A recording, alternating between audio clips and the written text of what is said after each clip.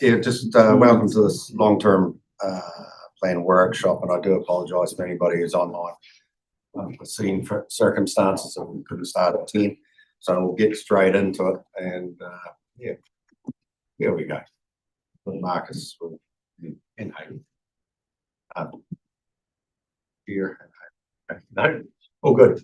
And we've got Eric there now. Very good. We'll leave it to you, Marcus, or Hayden, or your lead. Kia ora koutou. I will handing over to Marcus quite promptly, but I just wanted to say that councillors have, via our chief executive, requested that this work program be set at an appropriate and high level, or an appropriate level for governance. Unfortunately, the agendas for these, the process we go through, means that instruction or direction is not reflected in the PowerPoint presentation, which is detailed and lengthy. So we will, and the staff today involved in presenting this and facilitating the workshop, will keep it at an appropriate governance level. That direction will be reflected in future workshops within the long-term plan program. And without further ado, I'll hand over to the eminent Marcus. Thanks very much, Hayley. So yeah, this is the last workshop on councillor direction. So it follows the similar format that we had last week. So effectively trying to provide a common understanding of the functions we've got as a regional council and work through some of those topic by topic, identify statutory mandate, what's going well, what's not going well, and getting some direction so that when we start developing out the long-term plan, we can reflect that direction in the work we're producing, so that comes up. So topic area today, we've got emergency management running off first. We've got Luke who's going to help out, and Bill Mackay, new manager for group controller for emergency management is online as well. Then we're going to move into coastal, lunch break between coastal and natural hazards and climate adaptation, and then finishing off by 3 o'clock with your water and land, the last little piece. So effectively, today is about getting your direction as governors and councillors around these aspects, what matters most, and any trade-offs. We're not looking to get any operational decisions from councillors today. Effectively, it's just building our understanding and moving that forward, and final sign-off will come further down the track. So trying to get some strategic direction out of councillors around these and any trade-offs we can potentially make along the way, and factor that into our processes. So that's a bit of a repetition. So we've got emergency management. So I don't know whether Lucy wants to come sit up with me or not, but she's no doubt going to be answering some of the questions as we move through it. So I'll try and move through the slides relatively quick, keep it high level, and try and create as much time as we can for the questions and answers, which is the juicy bit. So effectively, why it matters. So it matters because Southland's wellbeing, safety, resilience, and regional confidence depend on being able to reduce risk and respond effectively when emergencies happen. So it protects our people and communities and supports economic resilience with reduced disruption to infrastructure and transport utilities, lifelines, and all those activities that our region requires to function effectively. Strengthens regional readiness and response capability. So coordination across the council's emergency services, iwi and lifelines, creates a better outcome when we are in that emergency space. Supports community resilience and self-reliance, so they're empowering and supporting individuals and organisations to think about their own responsibilities and their own state of affairs, as well as how they can support others. And it connects the hazard science, public information, and the operational response when unforeseen events happen. So why we must deliver it? There's legislative requirements. Civil Defence Emergency Management Act requires local authorities to establish civil defence emergency management groups and provide coordinated production, readiness, response, and recovery functions. National Civil Defence Emergency Plan Order 2015, and there's proposed amendments coming out too with the new Emergency Management Bill, which will replace the current Civil Defence Emergency Management Act 2002. Also supporting legislation, the Local Government Act, Climate Change Response Act, and the Resource Management Act that all impact the emergency space. There's also regional frameworks, such as the regional policy statement and regional plans that talk about emergency management. And there's the Southland Civil Defence Emergency Management Group Plan, which is freshly being revised and reviewed. Strategic alignment, we've got National Disaster Resilience Strategy, CDM Plan 2015 and Guide, National Adaptation Plan and Framework, particularly around the climate change processes and aligning the long-term climate resilience piece is pretty important with that National Adaptation Plan, and the regional climate change strategy is in that space as well, which is relatively recently been approved, and the framework for action as well. And effectively the natural hazard climate spatial planning framework, trying to get alignment across all of these aspects to ensure that the natural hazard monitoring, the flood intelligence, and how we plan for our future growth and our existing communities is all wrapped up into that same consideration space. And obviously the iwi and community space, make sure that there's place-based preparedness and community response at place when things start happening. So what are the non-negotiables for delivery in this space? We need to maintain Southland's regional civil defence emergency management group arrangements. So effectively seeking that governance administration coordination arrangements still exist, and there's emergency management group plan. So there's 18 aspirational objectives that have been agreed to with our communities that now need to be delivered across a 5-year period. So that's in the new group plan that's recently been released. There's coordination across the 4 Rs, reduction, readiness, response, and recovery through the arrangements is what we must deliver, and operate within the National Civil Defence Emergency Roles and Responsibilities framework. Also identify, monitor, and report on hazards in the environment, maintain readiness and operational capability. So it's when emergencies happen in our backyard, but also when they exist elsewhere across the country, there's that capability that we can go and assist to. And during the storm events last year, we had a huge amount of people come in and support the region as well. So providing that opportunity for enabling and supporting others in the region is important as well. And providing communications, public warning, and information systems to make sure that people understand what's happening, we can communicate, and people can get themselves ready, and prepare, maintain regional policy statement and regional planning frameworks. So how do we build that into our operations and make sure that we're meeting our regional policy objectives as we deliver the function? So where are we now? What's working well? So Southland has a shared regional emergency management model in place with 4 councils, Te Amarama and Emergency Environment Southland. So effectively 4 councils fund the work, and we deliver it across the region as a shared service in that space. So the region has 24/7 emergency coordination centre that facilitates planning and operational activity during the event, and also ensures that training and capability development within the respective council agencies is maintained and up to speed. Public emergency information systems are visible, so public mapping, show road statuses, weather warnings, and that information is in one space to assist with individual awareness. And there's active collaboration, partnerships, and relationships across the territorial authorities, iwi, emergency services, and the lifeline utilities that underpin that regional coordination. And we've invested a heap of energy into the AF8 program and major specific preparedness work to ensure that we're on the front foot, trying to be more prepared rather than just being in that reactive space. And we're actively engaging in the reform issue, so committing on the emergency management bills, presenting oral submissions to select committee, and thinking about the slow onset climate-related emergencies that are going to, over time, exacerbate the natural hazard risk. So what's not working well? System remains more reactive than proactive, so there's still work to do in that space about being more proactive.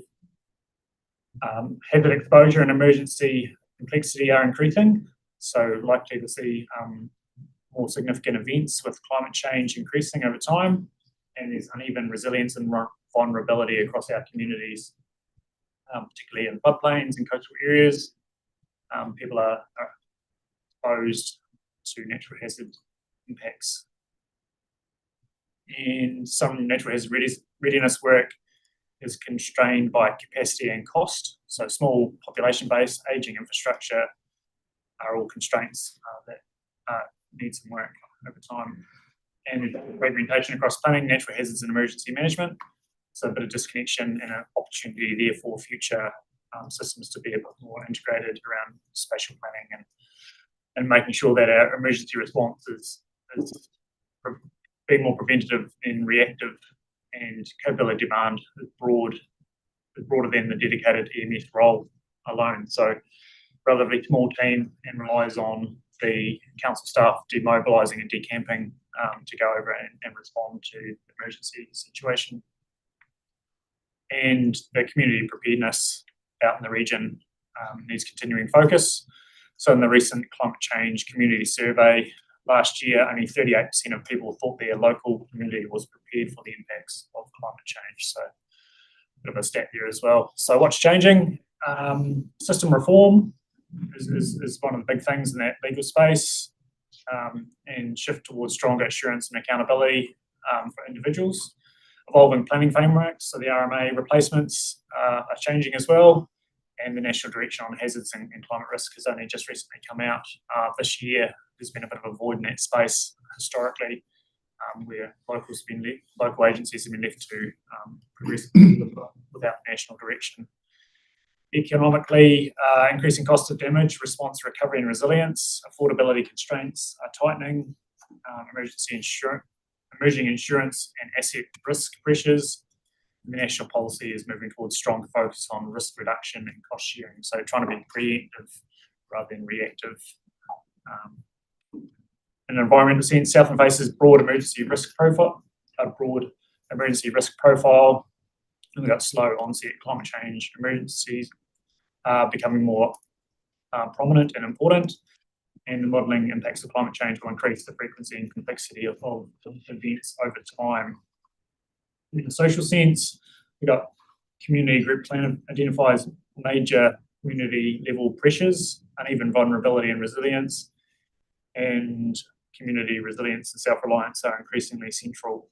In a technological sense, real-time information and data visual tools are becoming more important to provide information and get information out there quickly, and the flood intelligence monitoring support decision-making side of things is getting better and better all the time.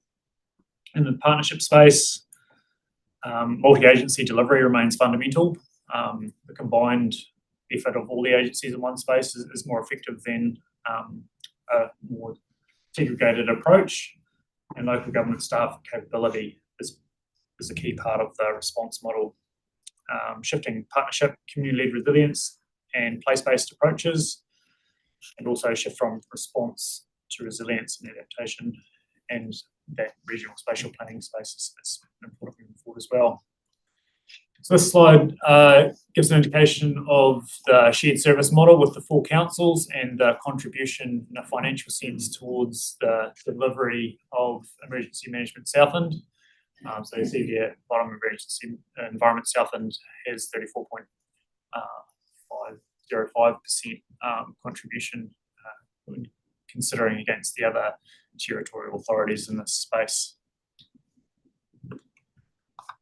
And effectively onto the question and answer piece. So posing some questions to councillors to assist us with some direction setting around what role do we want to play around moving forward. Do we want a minimum statutory role or regional leadership, and how do we want to think about that moving forward? What matters most and any potential priorities from councillors in this space, and what would success look like by 2037, and what's fair when it comes to funding, and how much change are we willing to make in this space? Do we want to do more, maintain, or do less? So keen for any questions and answers, and Lucy, myself, and Phil Mackay is online as well for any answers. So over to Got David Richard first up.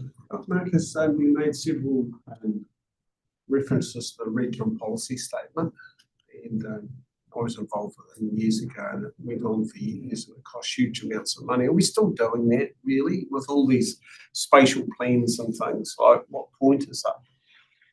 Yes. If you're putting resource into it and things, I'm just thinking, you know, because it's reaction. We went through all the trouble of having it, and then we're told, oh, it's overarching. Effectively, for each year, it will be wrapped up into the regional combined environmental plan moving forward under the new system.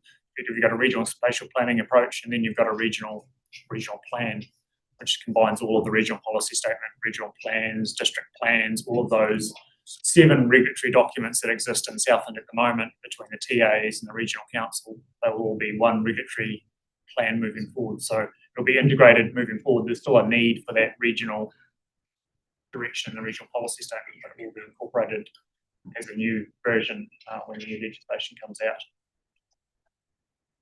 It won't carry on technically if the way it's going, that we one plan It'll be combine everything that's there at the moment. correct. I guess the concern is duplication and a whole lot of resource put into something that, you know, just have the planning that really need to, but that regional policy thing was just. Technically, it's not going to be there. Yes, and under the current Resource Management Act, that regional policy statement sets that regional direction. So all the territorial authorities, when they're going through the individual plan making process around what they zone for residential growth and development, they must be consistent with the national direction or the regional direction, so that you're not having a whole lot of territorial authorities going, right, let's rezone this flat, low-lying area that's easy to put houses on into, you know, industrial or residential development when it is actually in a floodplain or coastal environment. And so it's trying to set that, hey, look, prevention is better than cure. Let's try and head this off before we get more investment into places that aren't necessarily suitable for additional development and growth because of the natural hazard profile. Just quickly, Chair, if I might, so the RPS is your strategy, right? Regional strategy for the whole, all of the regulatory plans that then flow from those. So in terms of whether or not it's still got life in it, it will, as Marcus said, will continue forwards. And in the meantime, it is the strategy that the others have to abide by. So it sets that kind of highest level of regulatory framing to guide the rest of the. So it'll have to transition into something new, some version of it. But yeah, it's still very much live. Regulatory framing. Thank you. Look, I was just wondering, Marcus, how much involvement the likes of Federated Farmers, Fonterra, QNZ, Beaver Land, those agricultural groups for rural areas, are they involved in much of the planning and so forth, and more specifically in any extreme weather event? Do you collaborate with them? Because you've got a lot of information in terms of where people live and up back roads and so forth. So I'm just wondering how they fit into the whole overall emergency management package. Yeah. So through you, Chair, just so that in a couple of different ways. So in the planning before an emergency, they connect in through our welfare groups and our lifeline groups. So the Emergency Management Southland's got a number of sub groups within the governance structure that Councillor Morrison is on. So the likes of Fonterra feed into that lifelines route, as well as a whole bunch of others like the Roading Network, the TA, Kiwi Rail, people. And then the Rural Support Trust and the likes of FEDS and others, they'll sit in our welfare functions so that they're always there for the planning. And then in response, they get activated with a higher cadence of meetings and those kinds of things. So you get a welfare group together pretty much daily, or at least every couple of days when you're in response. So they do feed in a couple of different ways. The team also work with them nicely to push messages out and to get messages out to the community about preparedness, etc. So yeah. Perhaps just a supplementary, Chair. Do some of those groups, have they shared all the information that they hold in terms of people addresses and so forth in various outlying rural areas? Do Um, you have access to it? yeah, so Language.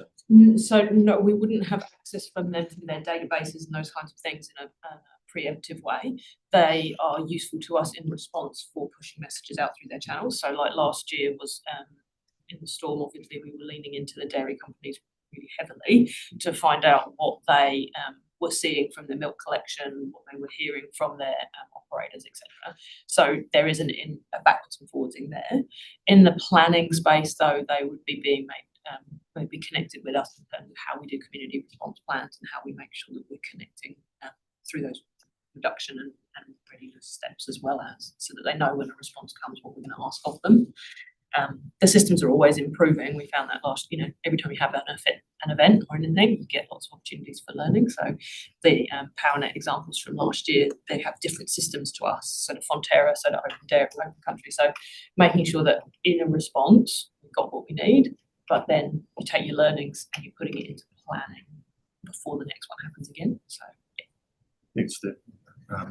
Roger, then Morris, Al. Chair, sorry, just through the chair, if I could also add to that question, in the new EM bill, it is also very explicit that emergency management is to engage with rural communities and also disproportionately affected communities. Unfortunately, currently the bill is not clear on what that looks like, but I think we need to articulate that if that means meaningful engagement, that will need additional resource on how we enable that, especially if those particular agencies are volunteers or sector groups. So we're still waiting for the guidance once the bill becomes act, and the national plan will outline that, but that is a potential expectation on us to do a considerable uplift of engagement with those key sectors, rural, disproportionately affected communities, etc. I hope that helps that question as well. Thanks. Thanks, Chair. Thanks, Marcus, for the introduction to the topic. It's in picking up on some of that conversation, the divulging the responsibility for implementing pre-planning and as much as possible is going to be incredibly effective in emergencies going forward, and we learned that kind of the hard way when we lost communications and couldn't easily push that. So having pre-plans for those initial periods is really, really relevant, and it's great to see recent sort of catchment group workshops exploring that very subject and developing those property level plans. So hopefully we can maybe start tracking that and have a good understanding of how well prepared what proportion are. Obviously there's some initial information that you referred to around perceptions of preparedness, and the more we can quantify that, the better and the higher it is also. There's a couple of things that you mentioned I was hoping you could expand on a wee bit, just to make sure we've got a full understanding of what work's not being done with cost or capacity constraints. I guess that's related to the budget, how much we might think about funding. Which is in particular the constraints.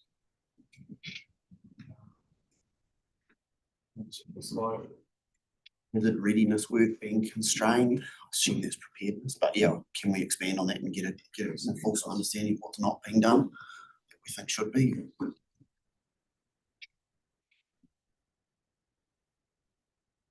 I think that probably links to some of the work that we talked about last week around I don't want to probably talk about flood banks and the flood profile, but there was a wee bit in that infrastructure resilience piece. Last week we talked a wee bit around the levels of service increasing risk coming up, and just understanding that how we understand for the future, and these natural hazard events are going to get more frequent and bigger as predicted by climate change. How do we understand that readiness and getting ourselves prepared for that moving forward, and also utilising the adaptation space too. Infrastructure will only get you so far, and it's how do we utilise the messaging, the planning rules and the spatial planning processes to try and make sure we try and get people out of harm's way as well as protect them from harm. So there's almost two sides of it as well. As one's a protection approach, but there's also a how do we reduce the vulnerability. Some of that is understanding how do we track patterns moving forward, and how do we adapt to our increasing risk profile. So some of the work there that we talk about from a limited capacity perspective, over the last few years, from a staffing perspective, we haven't had a full contingent of staff, and that plus pretty significant responses has meant that some planning that was in place, so work that was planned, like a vulnerability study that Marcus just mentioned, we had some work planned for tsunami mapping, there were some other things that haven't been able to progress at pace because we've got that limited capacity. It's not so much always just a funding capacity constraint, it's actually the man hours to be able to commission the work, get the work done, and then manage the contract. So I think that at the EMS level, but there's also the additional pieces that ES provides, and bringing those two things together in a more deliberate way. So Karen's recently just gotten a new hazard scientist, and we've obviously got hazard expertise across the building. So how do we make sure that we are working better together to make sure that we're, lifting that understanding for what a hazard escape looks like, and how can we then EMS then use it to make our plans for when we need to respond. Can I just say, Chair, sorry, so Phil is at home at the moment and not 100% well, and he's struggling to be, he might just need to jump in because his hands, he can't lift his hand, and he can't see him on the screen, so he might need to jump in and tidy up after me when I'm yeah, so he's it's not a weakness thing, it's a but he is online to Appreciate he it. may need to kind of nudge in. No, all good. You're all good, Roger. Yes. I got Morris there now. Sorry. Yes, Mr. Chairman, thank you. Yes, going back to that previous slide about recovery versus reactive rather than proactive. We do some proactive stuff at the moment. For example, in the Gore district, where we made submission to their plan and said, people have to raise their houses to keep them out of the floodway. I'm aware of a situation just upstream of Mataura on the left bank, where a group of houses is just above the paper mill there. A group of houses that's very susceptible to flooding, and a person who owns some land in that area, which is currently being grazed by a few sheep, wanted to subdivide it, but he came to this council and was advised that wasn't a very good idea, and he couldn't get approval from us, so he couldn't get insurance, so it didn't go ahead. So there's good stuff like that happening, but I suppose it's kind of reactive proactive, because that person would have been pretty upset, but it was the right thing to do.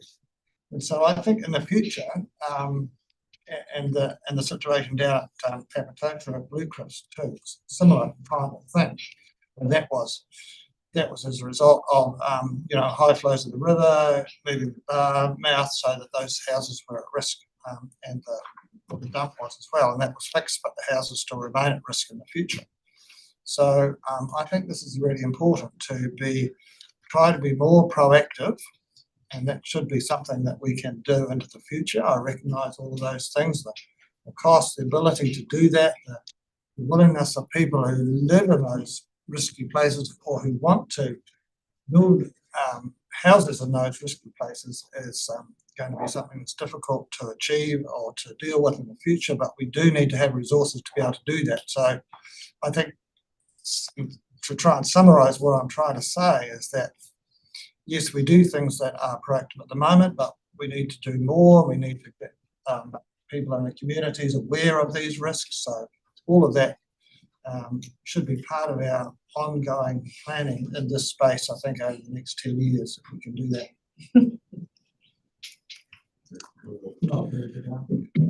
No, it's just so a couple of things. I think really important to remember that the investment in preventative is always best bang for buck.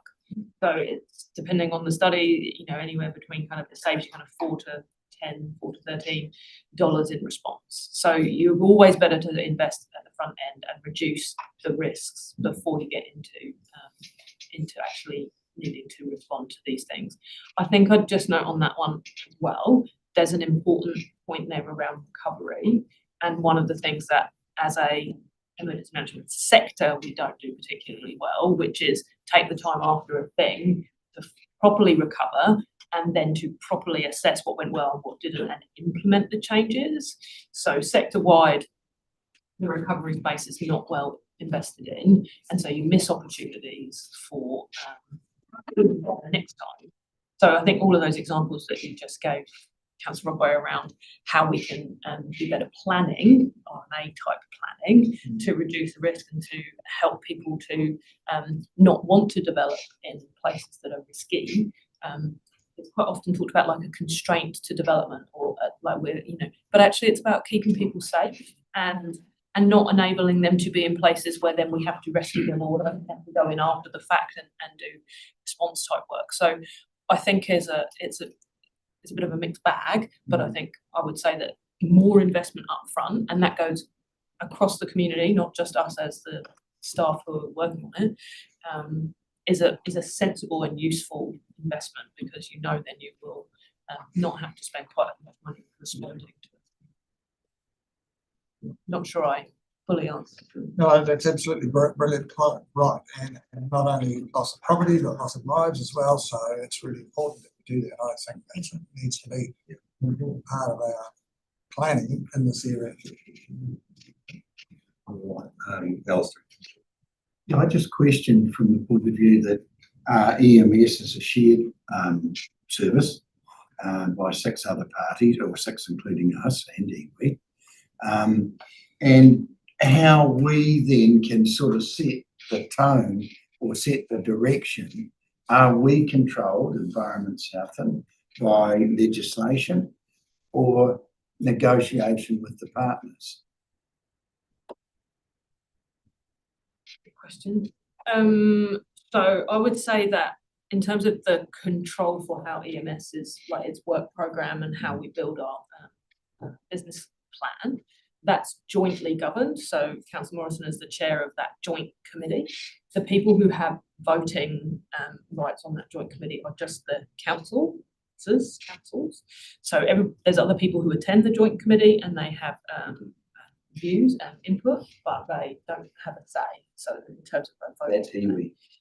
No, they're iwi around the table, yeah, but they wouldn't have a vote on one way or another. So that's just council-led. At the second click down from the governors is the coordinating executive group, which is the chief executives of all the 4 councils. And on that, we also have senior staff from Friends and from the police and from health and from St John's and from iwi. And I'm probably missing some other, Doc sits on there, Doc and MSD as well. So all of those attend in a senior leadership capacity to provide guidance for Phil and for the EMS team.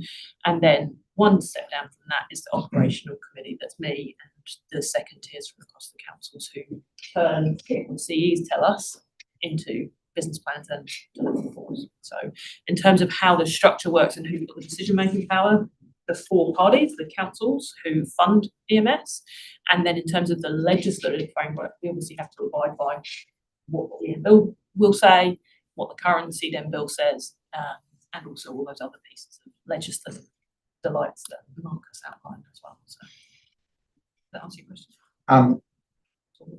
Yeah, it sort of does, but the thing is, are we the people that should be making the decisions here rather than the other 4 or 5 partners? So we as But I guess this goes into our long-term plan. Yeah. That is our plan. What happens beyond that is up to EMS. Yeah, and so the group plan that has recently been signed off is the EMS equivalent of a long-term plan.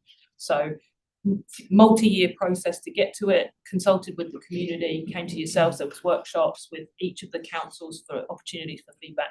That now sets us the 5-year strategy for what EMS's work will include, and how Phil and the team then turn that into a reality gets governed on the kind of monthly, except it's monthly, but quarterly by the joint committee. One of the things that Phil and I have been talking about and with Councillor Morrison is how we make sure we're reporting back through more deliberately and visibly through to council. So we probably get a bit more of that, but Councillor Morrison looking like he's chomping at the bit. Verify that we're the 4 councils have the shared services. Yes, yeah. That's it. That's the shared services side. And then we're the most significant financial contributor, and we also are the host. So as the host, that just means that Environment Southland picks up the kind of administrative elements on behalf of the other. Phil. Yeah, thank you. I'm probably spent a bit more time thinking about these issues. It's in December when I stepped into the role. I just observed that a resilient Southland kind of in part depends on a resilient emergency management Southland. I would suggest, and it may not be taken as good news, that we are currently got an emergency management organisation that is a little bit vulnerable. And it's been a small team that's had a significant churn in the last 3 years, as well as some events. So I would argue that right now we're at a point of, in the 5 to 10 years ahead, we want to stabilise, then strengthen, and then optimise our capability. We have, on the 29th of May, adopted the updated group plan, a regulatory requirement to have that group plan for the 5-year period out to 2031. EM bill is going through its second reading probably this week in Wellington, and we'll get a really good sense for what is the range of expectations that the emergency management bill is likely to impose upon us. What I would argue is, I would advocate that where we are currently, based on review of recent events and opportunities to attend to things that need to be strengthened, which we know we need to do but have yet had a chance to invest in, our group plan will ask for a lift in capability. The emergency management bill will ask for an additional lift in capability above that. What I'm signalling to this council is that we will need to be prepared to invest more in emergency management Southland as we stabilise, strengthen, and then optimise over the next 5 to 10 years.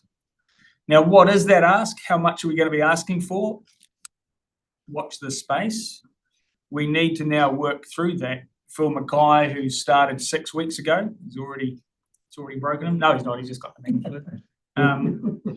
We were just, we probably need to do a bit of co-design work with our fellow partners to understand what are the lifts needed once we get more visibility of the emergency management bill from next week onwards. What are the lifts required? How do we prioritise them? How do we sequence them? What are the costs? Right now, I don't think we can put our finger on a particular figure and tell you this is the lift and investment required to deliver on that. We need to do a bit more work yet. But we understand that information is going to be needed to inform not only the LTP of this council, but the LTPs of our partner councils. On the basis of who pays the piper, calls the tune, that is going to be an investment decision that collectively we will need to make, I would have thought. Investing in rural intelligence is one of those capabilities that I think we will need to attend to, but I would argue more broadly it's our emergency management intelligence system across the region more broadly is one that will benefit from strengthening as part of that effort. So therefore, I would probably say, we do need to accept our stewardship role for emergency management Southland. I think it's going to need to be a targeted, prioritised role because there is much to do and we can't do it all immediately. So we will have to be thinking about how do we prioritise and how do we target our investment in a sensible and progressive way.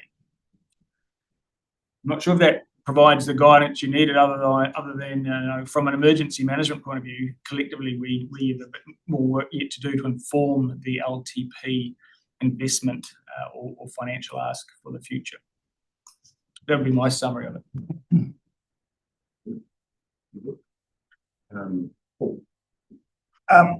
Yeah, thank you for that, guys. Just with the comment you made, Lucy, around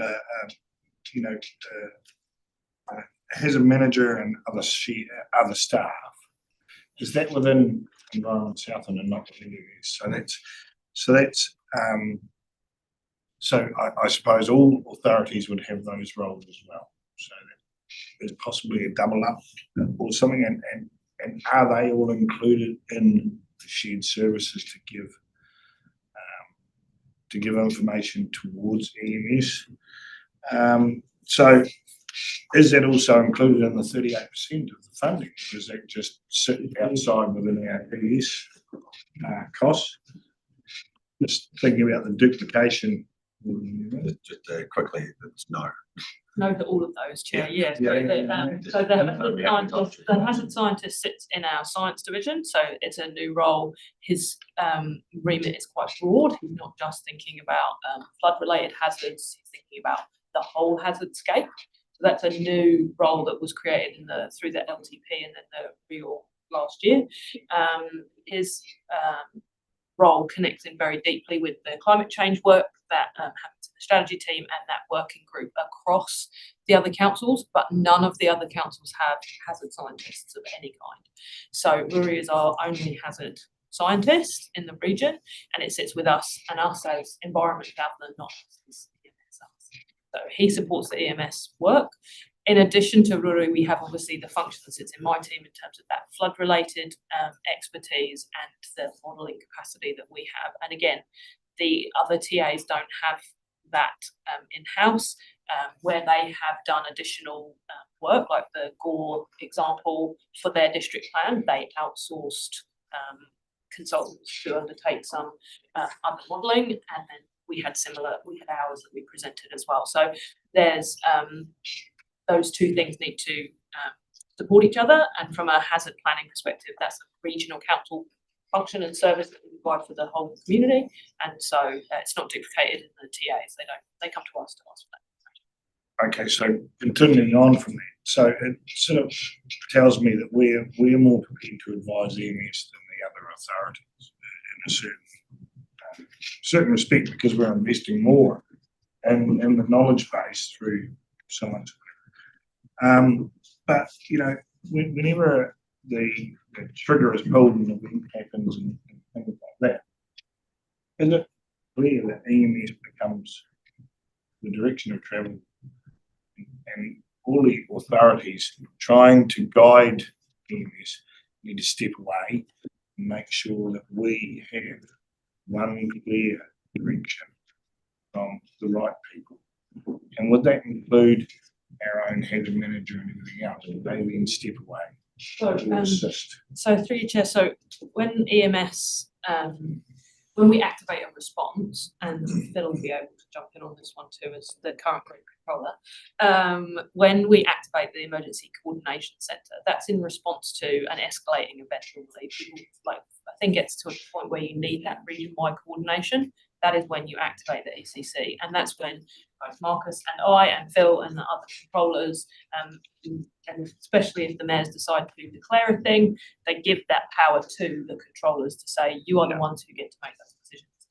How that works in reality, to Councillor Morrison's point, is part of the process of stabilisation that I think we need to be going through, to be very clear about what the role of controller is and what the role and the intersect is between that role and mayors and chairs and yourselves as governors, because we have to be really clear about it's a decision-making role. It's a role that is literally in control of the coordination of the response. So that's for civil defence emergencies. If it was a fire or something, Fens would keep control of the thing until they can't. If it goes beyond their capability to respond, their capacity to respond, that's when they call us, and we would then activate the ECC to support their response. So in terms of how that works in reality, we've had a few runs at it over the last wee while. There is a good understanding. There's a good level of boundary and respect for the role as controller, but it's a big role and it's an important one. We need to continue to invest in the training of us, she says actually, but us as controllers and the broader leadership that sits within those ECC functions. How the hazard management part feeds into that is through the intelligence function that sits within the ECC. So our flood people, all of our flood people, Chris Jenkins and others who are our internal flood experts, as well as Joe Patterson and my guys who know what happens with our assets, they feed into that intelligence function in the ECC. So that's when we're at a regional scale. The TAs and us as ES, we need to have business continuity plans. It's a statutory responsibility for us to have our own planning in place to make sure our businesses can continue in the face of disruption. So in theory, everybody should be able to respond at a smaller scale before it gets to the point where you need an ECC. Thank you. Lucy, can I just add that? Just one more thing, just with that and what we need to make sure we're working out. I like the idea that everything's clear and everything's concise and nothing's muddled. We have seen incidences where there's been outside influence or outside criticism publicly through media, through social media or whatever, which is upsetting for me as firstly as a councillor, but also as a ratepayer. Because if an event's happening, a civil defence situation's happening, I want to make sure that there's one source of information and not a whole heap of misinformation coming in. We need to make sure that we are getting it right and making sure that our ratepayers know that we are, the controller is the source of information. Sometimes we need to knock the other ones on the head, in my mind. Thank you. I'm just going to add, the important thing is that when an emergency is declared, normal civic management, leadership and administration is suspended, and it defaults to the controller to be the one who's accountable for decisions for our region. That puts a lot of obligations, responsibility, onus on the shoulders of that controller, whoever's in the hot seat in that 24-hour period. They are the ones who are accountable, must be accountable to the community for the decisions they make. So what we need to make sure that mayors and other elected members understand, while you have a leadership role and guide the region under normal circumstances, that is temporarily suspended while an emergency is in place. Respect. Yeah. Now there's a role to play, but it's not the same role as in a normal business. And that's one of the challenges, the tensions that we need to continually invest in understanding as elected members are renewed on a 3-year cycle. Thank you. And I think just through the chair, if I could also add a couple more comments. Totally agree with both Lucy and Councillor Morrison. EMS is an autonomous entity that's hosted by ES. It doesn't help that all our letters are almost the same. So I am hazard agnostic. So I need to be across all hazards at all times. So I engage with ES as a natural hazard science experts. I will also engage with fire and emergency as a fire or hazardous substances expert. I will engage with Met Service, Earth Science New Zealand, or any other entity across New Zealand that will provide me the expertise and knowledge of that science or that hazard at that time. So I think sometimes it's understanding the role of the regional council versus the role of the emergency management sector or response role or planning role in BAU.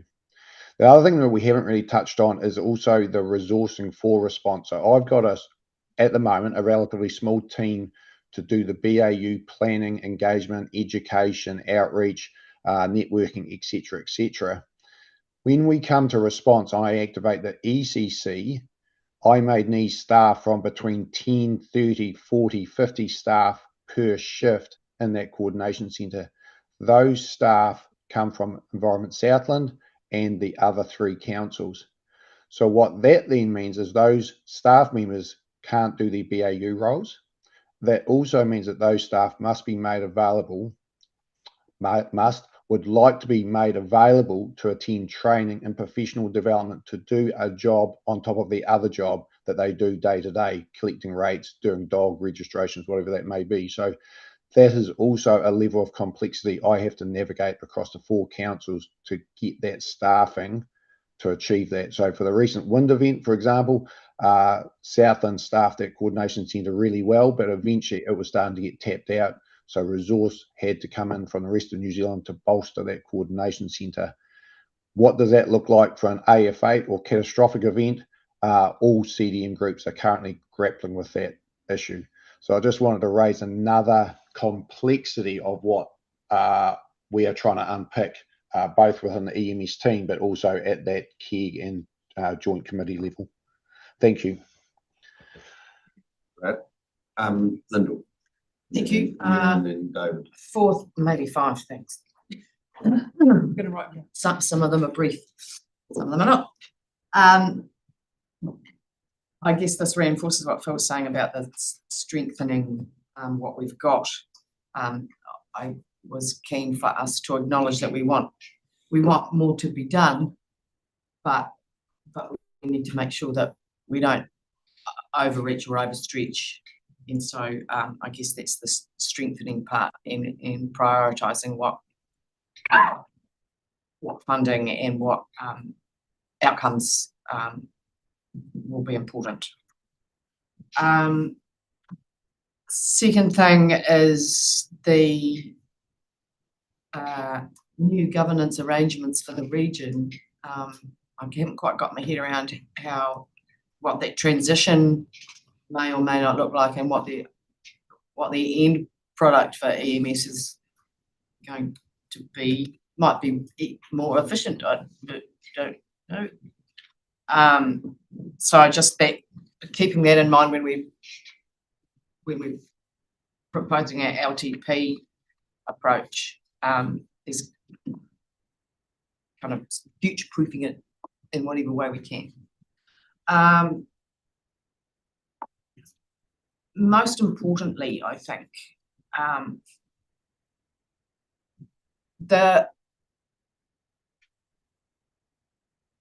it's not unreasonable to say, I don't think, that the rural sector, and I hate that term, but there's no other, is pretty well connected, right? And to Jeff's point earlier, you've got most rural people are involved in a number of advocacy groups or support groups or small communities. And so I just want to remind us all that over half of the population of the region lives in Invercargill. And I would suggest, I don't think it's unreasonable here either, that they are the least prepared of anybody. They are in many ways less connected and less prepared. So I think it's really important looking forwards that we invest in finding ways to help them prepare. And I know, I've got the magnet on my fridge and I've got the torch on the fridge, but there's a big hole there. If the rural sector, falls apart or is challenged, that's different to the urban centres being damaged, distressed, whatever. So I really want us to not forget that there's going to need to be quite a lot of work put into preparing our urban communities for any kind of disaster or hazard, and that might not just be water. If we had a heat wave like they're having in Europe, you don't just need energy for getting warm in the cold, you need energy for being cool in the heat. So there's the energy resilience across the region, but the urban sector is going to be really challenged. I can't stress that enough, because I know, I lived through the floods of 1980 or whatever. And I can remember standing on the bridge over there, looking at all of this area being underwater, and where I actually lived was fine. And being able to get hold of my sister and her kids, and I think they were rescued from their high-rising water on the back of a fire engine. She just had to hang on with a child in each arm, so all of that. The other thing I just want to say is that the marae and right across the country are the first ones to step up and open their doors for people. And there are 1, 2, 3, 4 in the Invercargill city, plus all the rural ones as well. So a more coordinated support for them probably needs to be articulated in written. I don't feel that we're taking them for granted all the time. That is most of my things. Oh, the other thing we haven't talked about is managed retreat in terms of hazard spaces. So I know managed retreat is not the right term. Phil's shaking his head at me. And how that overlays with the hazard plans and the spatial plans. might be out of the scope. The unmanaged retreat. Yeah. Emergency management. Yes, correct. Through you, Chair, that'll be part of it. We're having a conversation after lunch. Into that space. Yeah, thank you, Chair. Yeah, it's really been answered, but so my original question was thoughts on why the system is still more reactive than proactive. And I think we've heard a number of things that have outlined why that is, why that's happening today. I'd suffice to say that the proactive space is incredibly complex, and understanding what to Phil's point, understanding what that looks like and how you actually engage and constructively move forward from in a proactive sense is quite important. And I suppose I add a wee bit to that. I was just reading a piece 3 days ago, I think it was. AIG is one of the huge reinsurers, so they're changing their insurance platform around flood risk and where they will insure and where they won't, and the cost of the insurance. So that all plays into that proactive space. So adds more complexity. I think I'd just quickly respond to the why question. And one of the big reasons is we're always, as a sector, there's a glorious slide that Phil and the chair would have seen in the induction that we've had in terms of how many states of emergency that have been playing out over the last few years, and this huge peak in the kinds of events that we are seeing that warrant states of emergency to be declared. The civil defence sector is not a big resourced sector, not a bunch of people sitting on white horses coming over the hill. And so from what I have observed just of myself and the team that I've been helping the last couple of years, everybody is exhausted from responding, being in response continually. You move through a response, you get through a response, you might take a couple of weeks to kind of catch your breath, and then you're back into BAU trying to do the reduction stuff. And I think that ongoing response fatigue means that there is limited capacity, there's limited bench strength to be able to make the bandwidth that you need to be able to do the good proactive stuff. And that's definitely something Councillor Morrison's point and to Phil's point from before, that Emergency Management South has been grappling with the last few years. But it's not just us, like sector-wide, it's a real challenge. And we have a collective opportunity to do better. What does that look like and how can we is before us for the LTP, and touches on Lyndall's questions of how do we future-proof it for whatever the arrangements change into. Have you got something new, David? Yeah, well, a new version of some of the stuff, but I guess my thing is about rising to the occasion.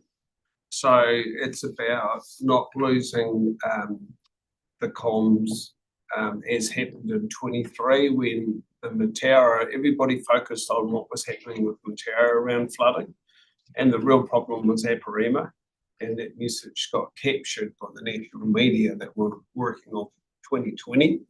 So, rising to the occasion to make sure that you might have to take up radio spots or whatever just to put out bulletins to get information out. Secondly, you can't actually second guess what's going to come at you. And so it's all of having people in the room that can make the big decisions when they're looking at high levels, again, with flooding, and what that could mean for Invercargill, that we don't do the East Valley thing and tell them half an hour before, because no one in the room had broad enough shoulders to actually start talking about it.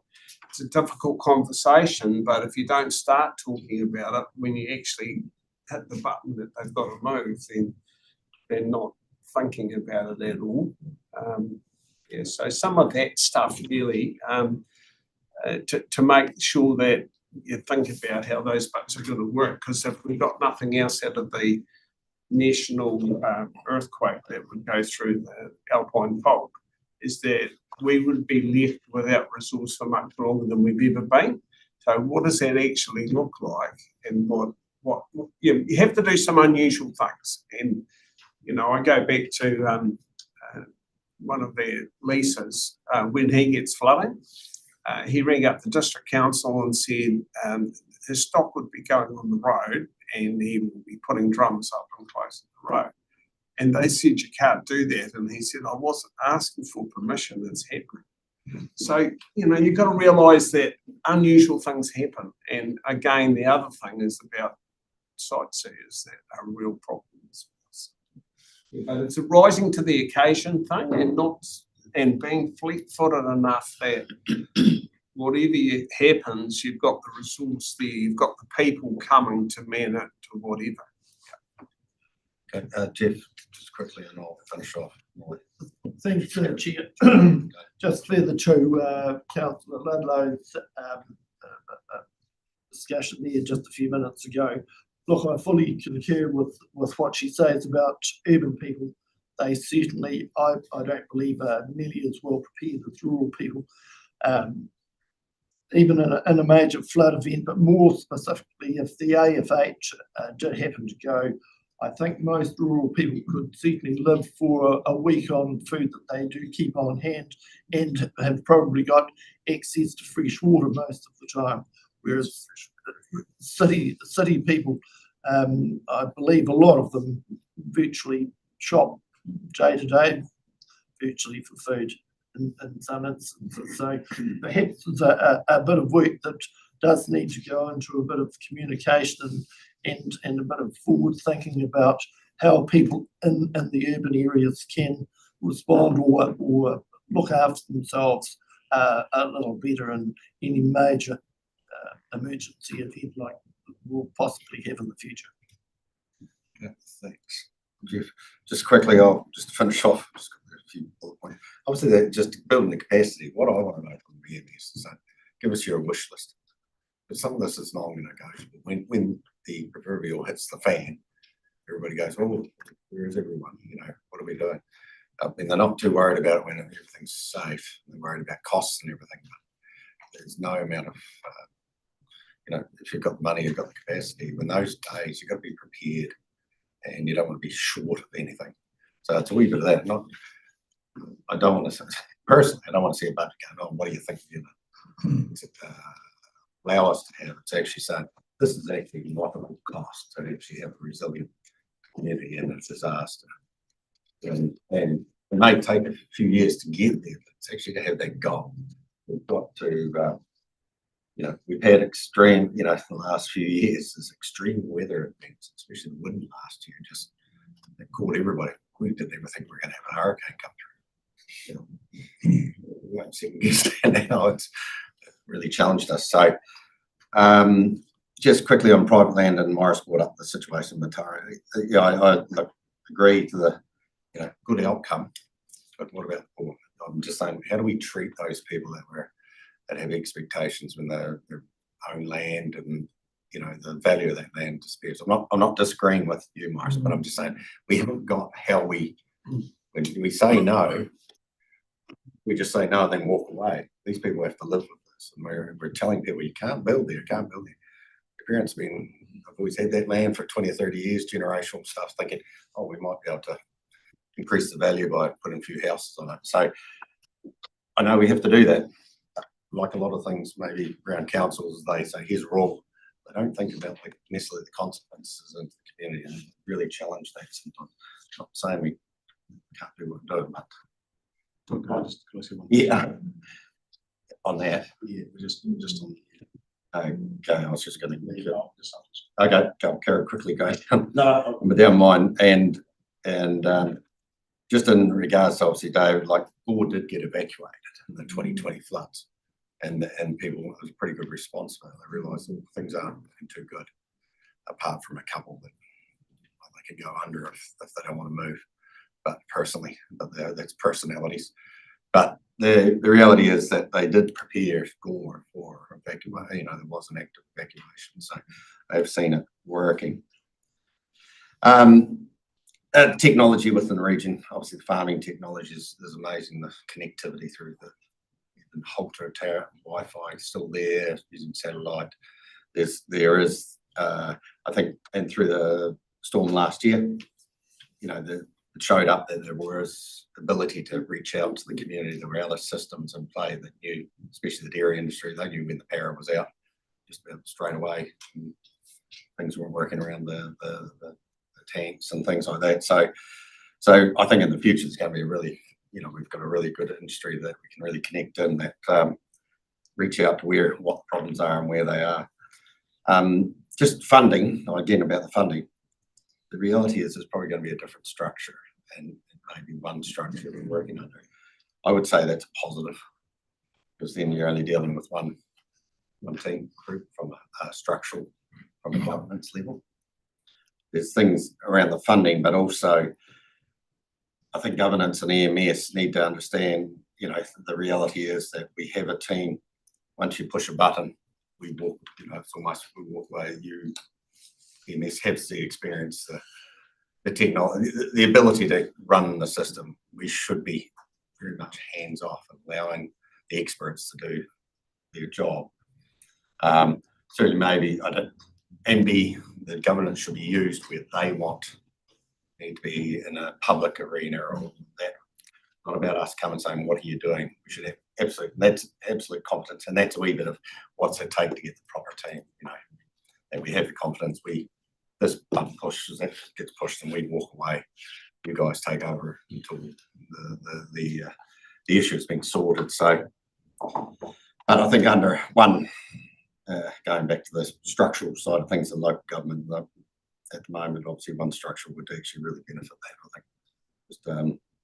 I'll leave it at that. John, do you want to quickly, and then we'll need to move on. Yeah, sorry.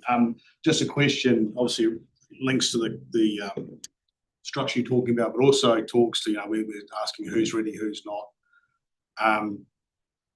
My question is, obviously, Environment Southland is part of EMS. Is there enough of separation there for EMS to give feedback on our assets, where they see the weaknesses versus where we see them, so that as a council we're being, I guess, that third party challenging us on our resilience, and then that feeds into, if it's a one structure or two structure, there are other council assets that are on EMS's radar as a challenge if we have an issue. I just would like to make sure that it's not just council doing their own thing on their own assets, that there is actually a third party view on it to challenge some of the stuff. So just to make sure we're not telling everyone to get ready, we don't quite have our own stuff sorted.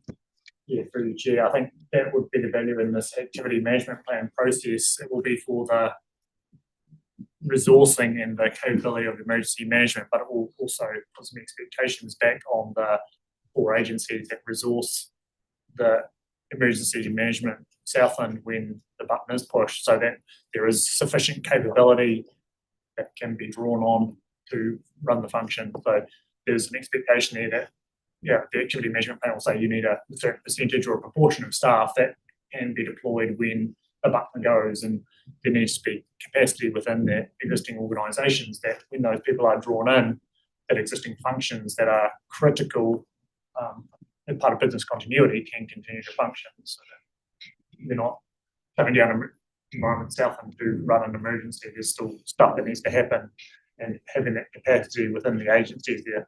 But that expectation will be written into the more assets like fresh water supply, drainage for the airport, things like that. I would like to think that we're not just assessing our own assets to say our resilience. We've got a system where external parties can give their view on what the resilience should be.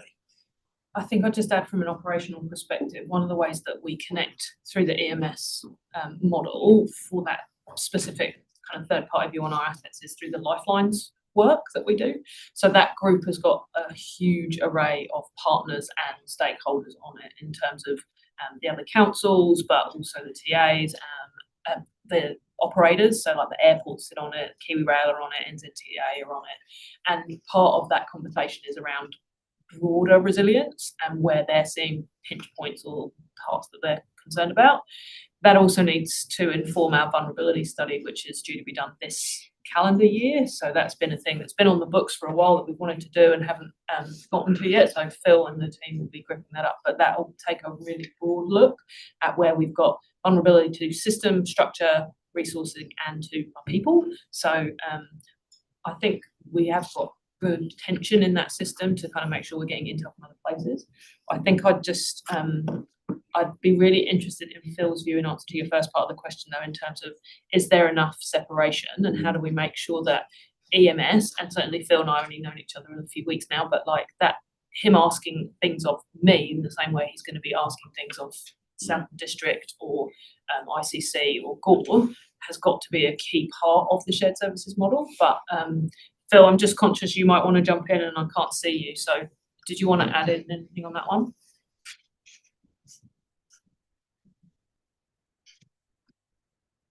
Maybe not. So I would also, you can outsource additional perspectives, but you pay for it. So it comes out of how much objective perspective do you want at what cost? And that's one of the efficiency challenges we're always grappling. Yep, no, I'm happy with everything that's been said. There's no red flags from my perspective. It is complex. I'm not going to understate that, what we're trying to unpick here and demonstrate. And Chair, I acknowledge your aspiration for me to describe what good looks like. So, and that's definitely some of the focus of my next 2 to 3 weeks, to unpick the group plan to describe that, because I acknowledge it's not going to be a year one thing. It's going to be end of year 5 for the group plan. Have we had that lift? Right, we've gone over time, but that's all right. And get blank Yeah. check on the whiteboard, but you said blank check. Okay, well, that's what you said, didn't you? That's for it. What you said, didn't you just say blank check? What we Asking to getting, there is a process. But it is, it's just saying, look, this is often some of the stuff is it's a bit non-negotiable. When it does hit, it will hell break place. We have a team that can react, get on with it, get us back to normal as soon as we can. So, plain check, well, I think remind you of that statement, that's fine. You can put the topic, right, we might move, everybody's happy, we just go straight into the coastal. Yeah, thanks so much. We'll move into coastal. I've got Helen from the plane team to help assist in the coastal space. So we'll jump in and look through the slides, and then we'll get into that conversation, which is the goal is for us. So why the coast matters. So effectively, the coast is one of the region's defining assets, ecologically rich, culturally significant, economically valuable, and increasingly under pressure. So the coast supports community wellbeing, public access, coastal amenity, emergency preparedness and resilience for coastal settlements, supports economic wellbeing, ports infrastructure, fisheries, recreation, tourism, and all of those bits and pieces.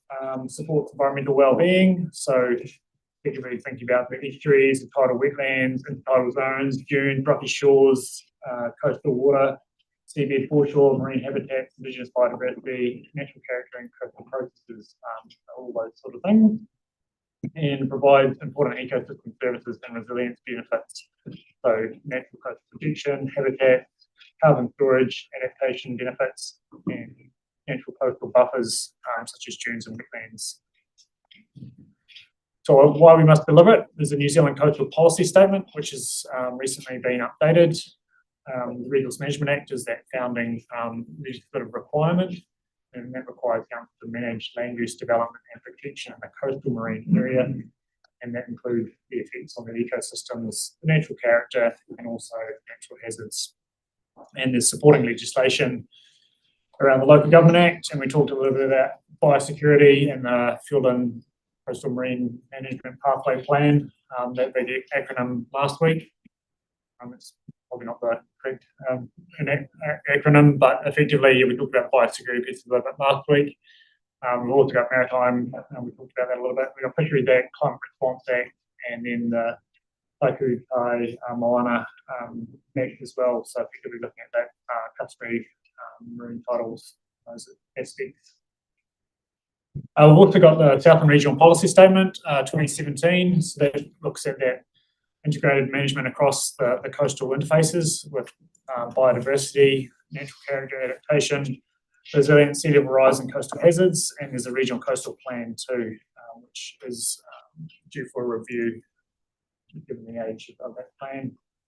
And there's also a strategic alignment with the National Adaptation Framework and Plan, the Climate Change Strategy for Murihuku Southland, iwi and community frameworks, so that partnership with Ngāi Tahu ki Murihuku, and the protection of wāhi tapu, mahanga kai and cultural practices with respect to the coastal environment. And there's also system integration from the mountains to the sea approach with climate adaptation, hazards and that balancing protection and use of that space. So the non-negotiables maintain and implement the regional coastal planning framework, so including the regional coastal plan and the regional policy statement, those provisions in the coastal marine area need to give effect to the New Zealand Coastal Policy Statement and process and decide coastal resource consent applications lawfully in accordance with the plan requirements in that space, and protect significant coastal values where required. So that's a mandate under the Resource Management Act and the National Coastal Plan, the New Zealand Coastal Policy Statement, and the regional planning framework as well. And that relates to natural character, outstanding natural features, landscapes, significant biodiversity and habitats of indigenous fauna and those aspects. And we also need to recognise and provide for tangata whenua values and also statutory and cultural interests in that space. Monitoring coastal environment, plan effectiveness, consent and compliance, environmental effects are required, and make sure that the information is all publicly available. So monitoring what's happening in our environment and tracking and responding to that through policy decisions in that space. And we've also got that compliance, non-compliance focus around people using that space without any authority or consents, and also looking at pollution, environmental incidents, and take enforcement action where necessary, and looking at that marine pests and pathway management activities in the Fjordland area, and also across the wider Southland as they relate to the coastal marine area. So what's working well? We've got active marine biosecurity, pathway management systems, so targeted monitoring for controls in areas such as Bluff, Rakiura and Fjordland, and it provides that strong prevention focus. We've got a strong partnership with iwi, agencies and communities, so we've got collaborative approaches with Ngāi Tahu ki Murihuku, DOC, MPI, Fjordland Marine Guardians, industry and community groups. And there's growing recognition of the integrated approach with that mountains to sea, Kiuta, Kitai approach around our systems. What's not working well? Regional Coastal Plan is overdue for renewal. It needs to be updated every 10 years, and the last one was approved in 2013. There's cumulative pressures on the coastal ecosystems. Estuaries, wetlands, coastal habitats are under stress from sediment nutrients and development of land and the associated impacts in the waterways. Competing demands for coastal space and resources, so tension between aquaculture, tourism, infrastructure, conservation, recreation and cultural values. Roles and responsibilities, so understanding that there's multiple agencies at play and limited coordination and some opportunities in that space moving forward. And there's also some significant knowledge gaps. It's more difficult, more challenging to understand what's under the surface. It's not as easy to go and view like some of the terrestrial ecology and biodiversity. So understanding what that looks like and how we understand what we've got and protect what is significant from a regional perspective. Difficult and unresolved adaptation decisions, so lack of clear pathways around protection versus adaptation versus retreat, and creating uncertainty for communities in our future investment. So what's changing? New Zealand Coastal Policy Statement has recently been amended earlier this year after a significant period of being in the system. The coastal environment is governed by a broad and expanding legislative framework. The regional coastal plan change has been paused with the plan stop requirements from the Minister, and we've got stronger national direction around hazards and adaptation. In an economic sense, we've got demand for coastal space and resource as one of the key emerging issues, with aquaculture and development remains a strategic opportunity and a pressure point. So there's opportunity there for our regional economy, but there's also potential issues from that coming in that may impact us moving forward as well. Offshore renewable energy and marine resource regulation may affect coastal planning, particularly around some of those fast track processes, and poor coastal management could affect marine industries, tourism and local economies. In an environmental sense, we've got coastal hazards and sea level rise are increasingly becoming more important and more awareness around that sort of those aspects. And the coastal and estuarine systems face cumulative pressures with the sediment coming down from the rivers and waterways, and all ending up in the estuary systems, and decline of natural coastal buffers around development and sea level rise and those issues as well. Social sense, we've got public access, recreation, amenity and coastal identity are important. From a social perspective, community choices about coastal risk are becoming harder.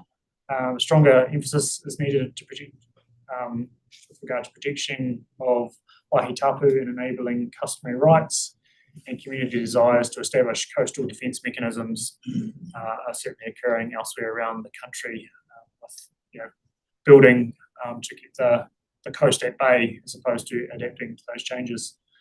In technological sense, new and emerging coastal activities may require better evidence, and coastal hazard modelling and spatial information are increasingly important to assist with decision making.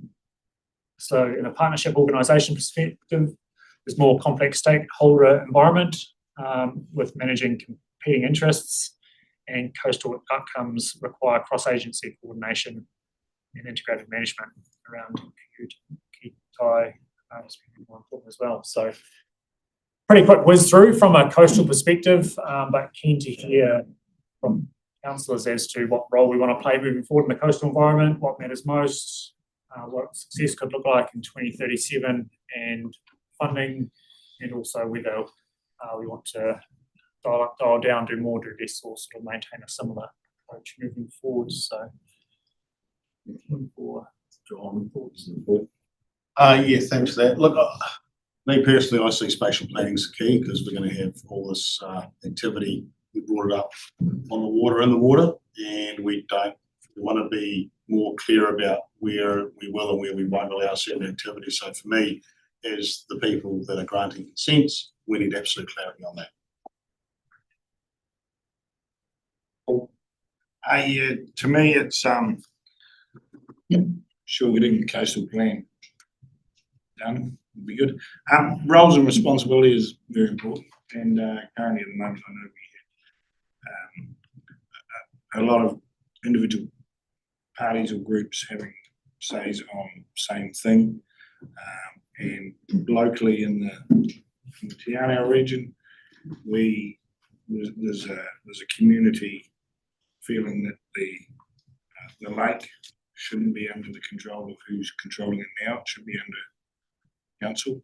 So the line is drawn on the wrong side of the lake, effectively. It would be better for public access and public usage if the roles and responsibility were taken away from the current government department and given to our regional council or local authorities. So that's always been a big bugbear, and I would say a large portion of the community would think the same. So yeah, roles and responsibility when it comes to the coast as well. I can understand there's areas where the government agencies are exceptionally good at what they do, should be included. When it comes to inland waters, especially around urban areas, that sort of space, I think more freedom.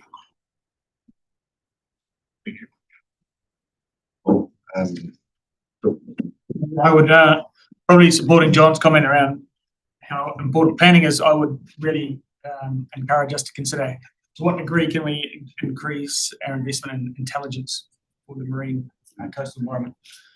The talking to the chair of the Yellow-eyed Penguin Trust in Otago, yellow-eyed penguins are essentially functionally extinct in Otago.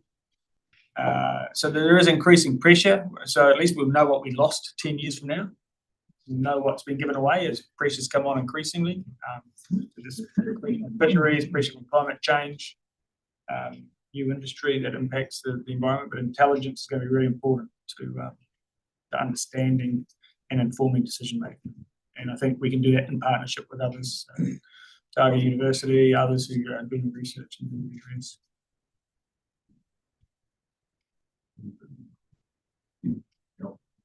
Yep, and through you, Chair. I understood that we were going to update parts of the regional coastal plan, especially in line with what's going to go on out there in aquaculture.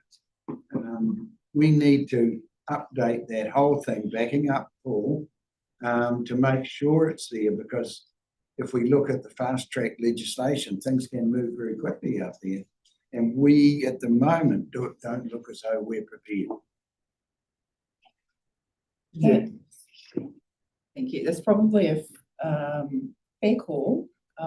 We had the limited grounds that we could continue work on the regional coastal plan though when plan stock came in, and had we been further down the track we could have possibly asked central government for permission to keep going.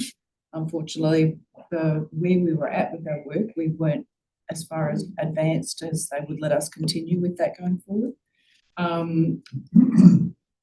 At the moment, we are waiting to hear what's going to be coming at us from the spatial plan and from the natural environment plan, because that's going to be giving some direction. I agree with the fact that we need to be getting our ducks lined up for aquaculture in Southland. We could end up in another situation where we have central government telling us what we can do without having the opportunity to decide for ourselves how we want that to work. Yeah, so we weren't able to continue with that. So we're still in effectively planned stop at the moment. We certainly are. Yep. So as you know, we had so many workshops and meetings and information, that the stuff that we have been working on so far for the coastal plan review. Our plan was actually by this time that we would have a draft proposed plan completed by now and be ready for notification in Q4 of this year. So plan stopped in August last year, just literally stopped all the work that we had done. Everybody got caught up in this situation. Morris. Thank you, Mr. Chairman. Excuse me. The coastal plan at the moment is quite protected. It doesn't allow marine farming in the fjords. I understand that right? Is that right? That's correct. So we don't want that, in my opinion, we don't want that to change. It needs to stay like that. And those pristine areas need to be given great protection if there's an opportunity to do that. Marine farms and open ocean areas are more viable now anyway because of climate change, especially if you're growing salmon. Yeah, I don't know what's going to happen, but if there is an opportunity in the future to modify that plan, then I think we have to be mindful of that. That's absolutely, world-class pristine area, and it needs to be kept like that. That's really important.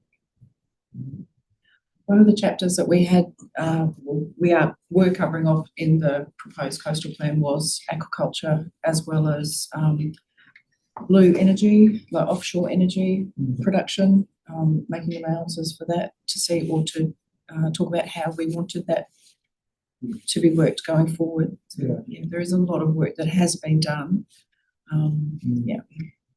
Well, that's right. That's the other thing. Wind turbines out in Fogo Strait might be attractive to some. It's certainly not attractive to iwi. I know that Stuart Law has mentioned that to me several times. It's really, really risky, and from a landscape point of view, it would be a disaster in my view. So that's another thing we need to be firm on. I think if we can be going ahead into the future. Thank you. I spiel. Probably nobody will take any notice of it, but I'm nodding. Wind farms are attractive to Even if the wind farms out from the hills, they're quite visual. Linda and myself. Kettle flat would be a good idea. There's nothing else. Do everything up at Kettle Flat.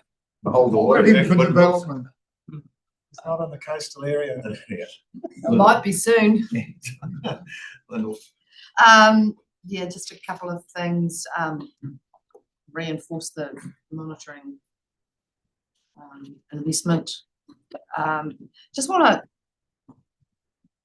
mention the spatial plan, and I know, I've hung a lot of hope on the spatial plan for 10 years now. But just well, not a warning, but take a breath moment.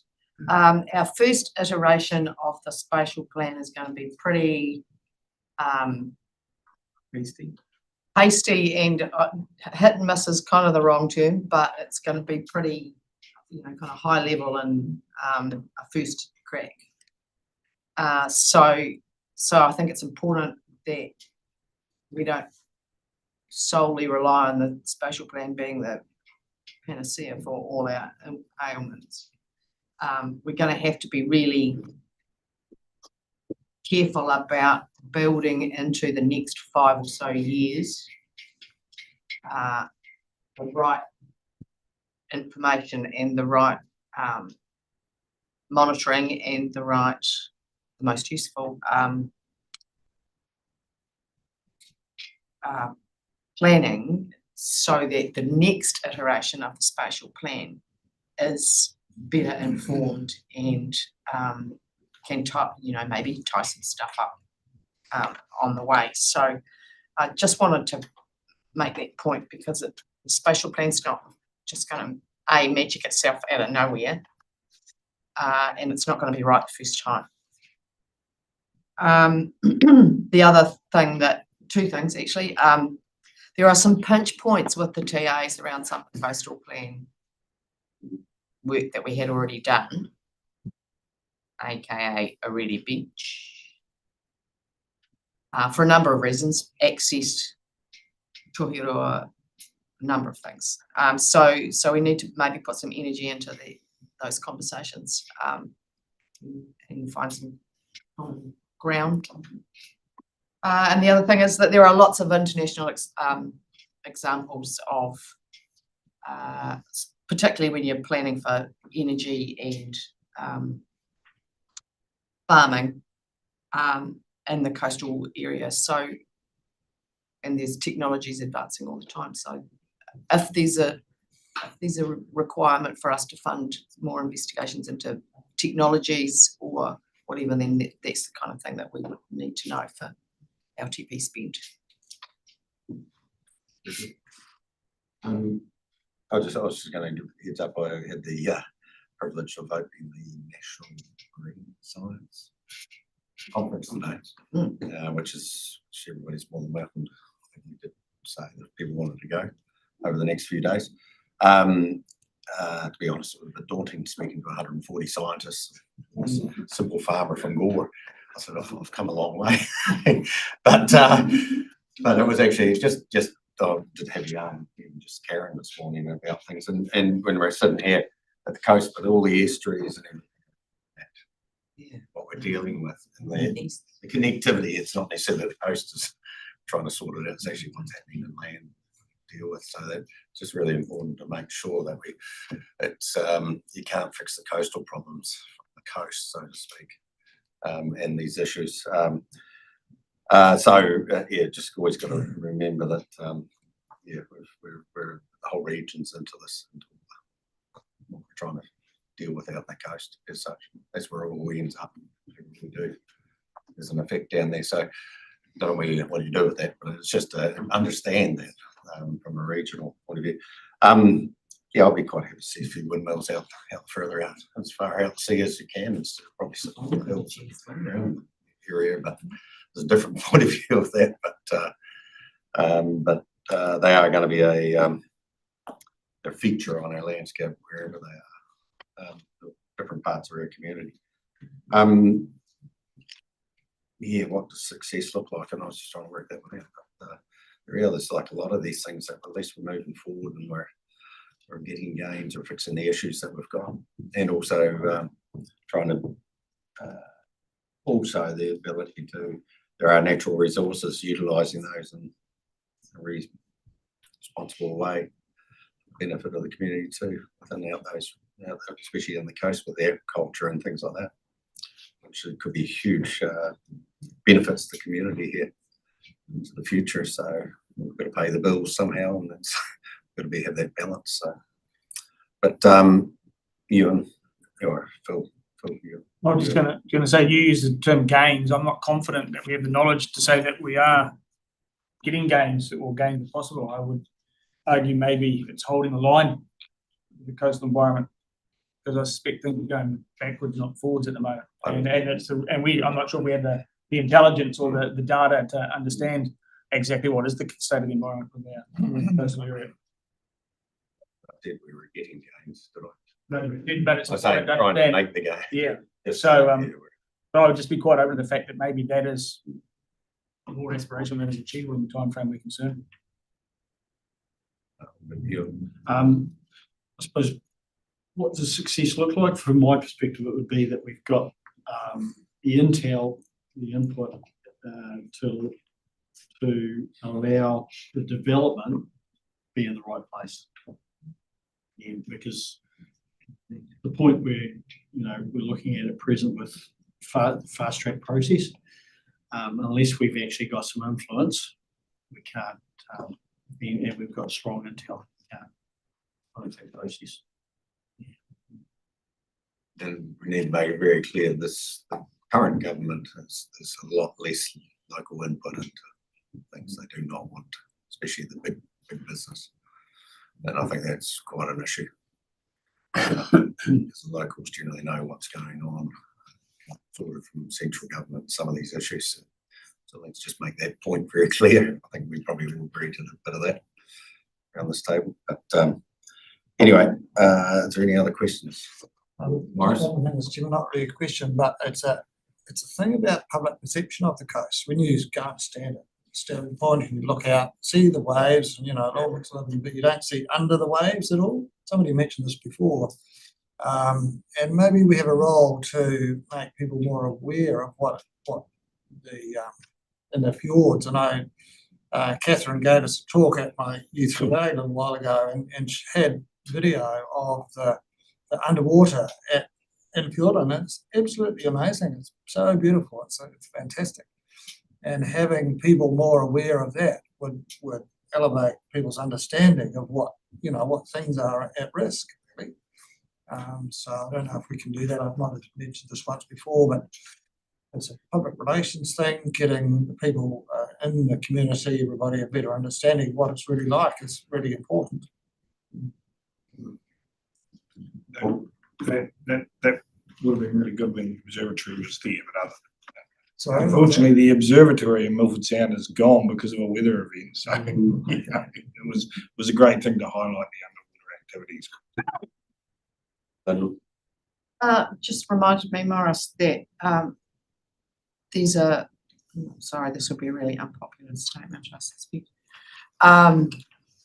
New Zealanders have a very strong sense of the right to access their environment, whether that be hills, mountains, lakes, rivers, coast.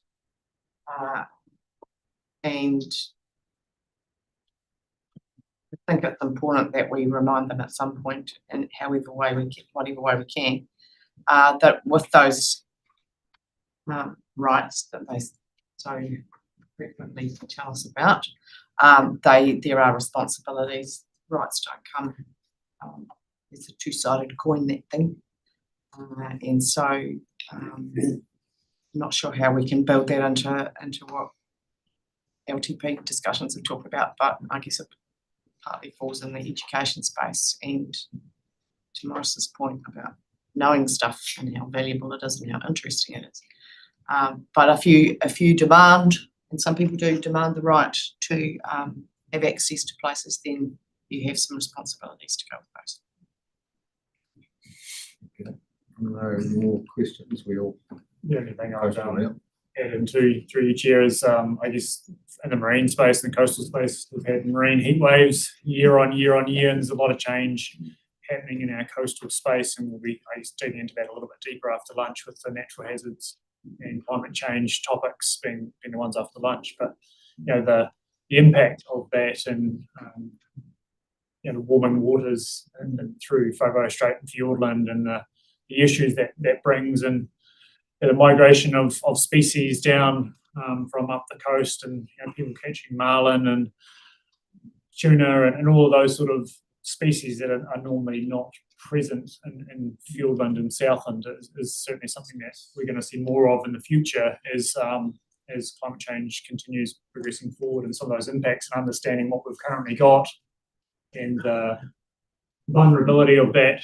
If blue cod aren't going to be able to survive in the warmer waters down there, what does that mean for ecosystems in the coastal environment, and how do we understand what And pests that come with the changing. All good. Yep. That's all done for the coast. So are you happy? We Just not fix up it. Just fix it. Yeah, that's good. Yeah, We'll just get back at half past 12. Very good. Good.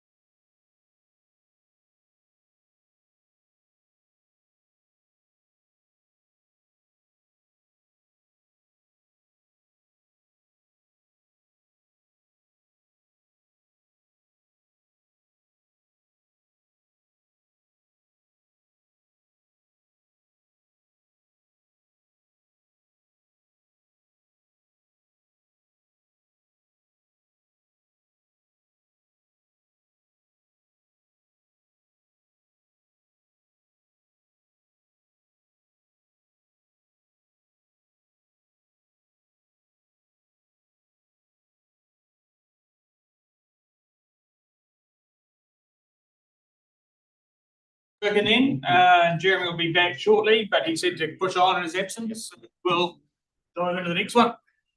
Who's gonna let me in? No one.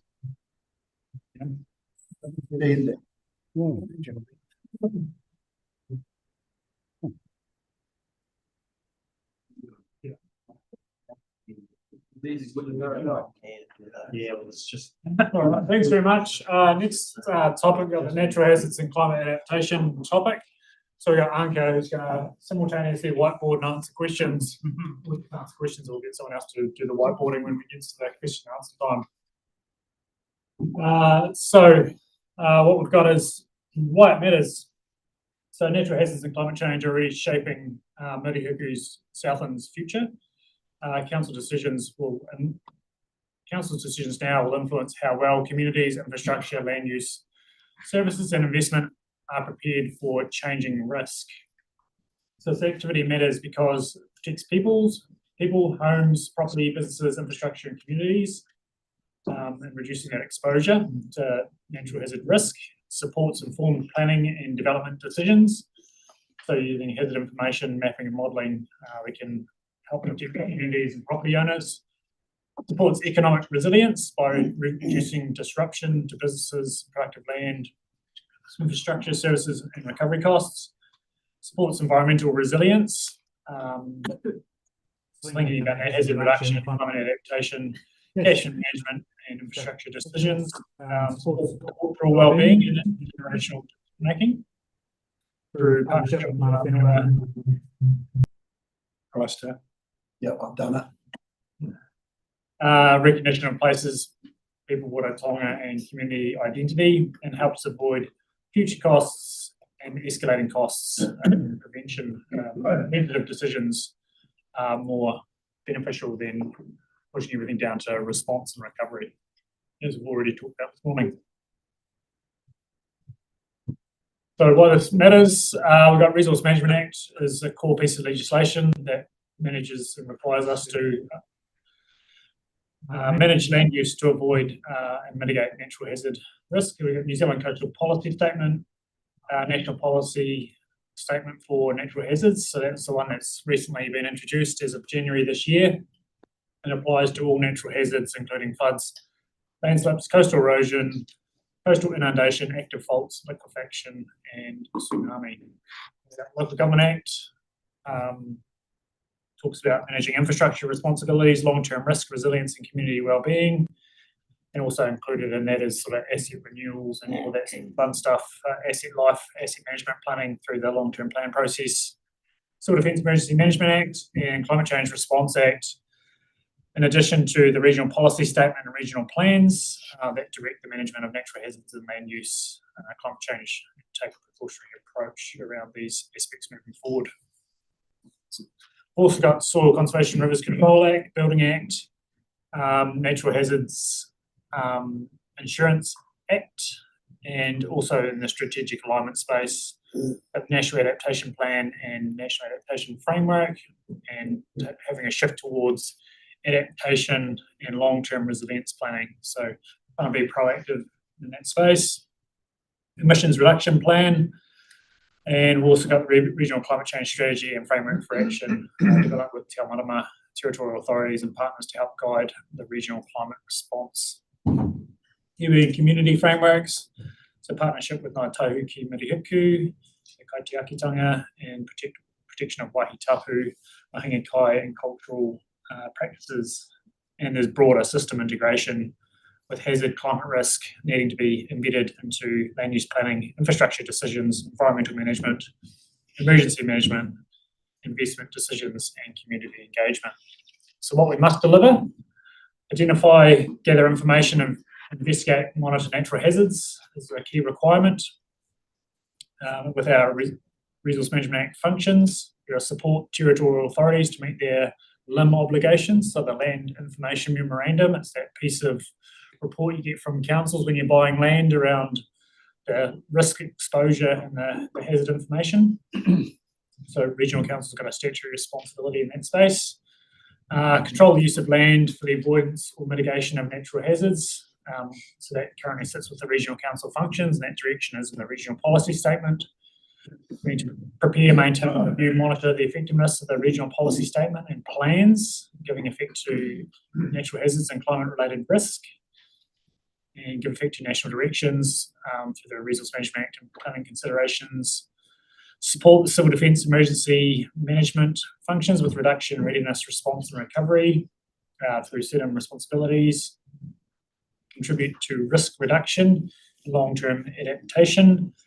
So understand those long-term risks and supporting steps to avoid, reduce impacts where practicable, and support readiness and hazard information in the wider system. And apply a precautionary long-term approach to climate-related hazard risks. So thinking about that intergenerational investment and making sure you're not investing in stuff that's going to cause problems down the track and causing reinvestment or perverse outcomes around it, that sort of things. So what's working well? Hazard information and mapping are established and publicly accessible. So Environment Southland's invested a lot of energy into the Natural Hazards Portal, which assists with that. Developers and people wanting to buy land or subdivide, they've got a single source of truth and access point to get up-to-date, accurate information on flooding and historical photos, coastal hazards and selected earthquake-related layers. Regional climate response foundations are in place with the Regional Climate Change Strategy. It was developed and consulted on 2024, and also the Framework for Action last year, and also the Climate Impact Assessment Report recently released earlier this year is a great space of showing leadership in that regional sense around natural hazards and climate change. Partnership arrangements support a regional response, a regional approach.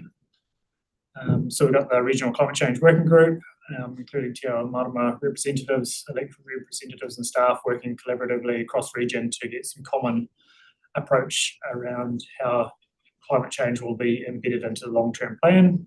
And climate modelling, or flood modelling and data are being used to support accurate decision-making, and particularly in the infrastructure development and planning decisions, particularly around areas of most risk of extreme rainfall. So what's not working? We've got increasing hazard risk and climate pressure. So some natural hazard risks are exacerbated by climate change or require long-term adaptation responses.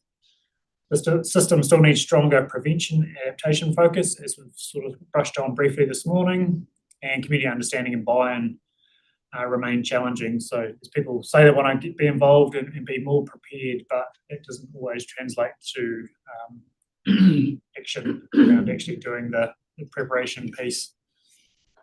Risk information expectations are increasing across the country, so more people are more interested in the information held by local and regional councils, and that's helping make informed business decisions around investments and level of exposure. Adaptation roles, cost sharing and funding remain uncertain, so there is some moves towards national adaptation framework, and how the cost sharing pre and post event potentially fits with local and central government and owner responsibilities.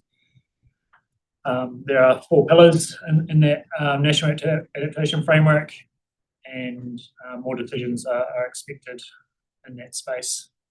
Affordability, long-term investment trade-offs are central. So regional climate change strategy raised concerns about the cost to ratepayers, and included requests for transparency, precautionary approaches, and climate considerations need further embedding across council businesses. So all council decisions need to be considering climate-related impacts in both relation to emissions reduction and increasing climate adaptation impacts.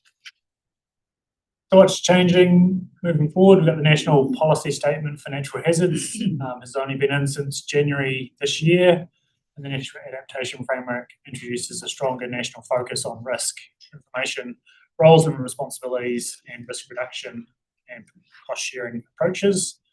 Intended amendments to the Climate Change Response Act are also changing that space, and include new requirements for adaptation plans in priority or at-risk areas, which will fundamentally be driven through the regional spatial planning approach. That regional spatial plan will identify areas where they need to come up with adaptation plans. So if there's identified natural hazard risk, then some specific space-based planning needs to occur to manage that.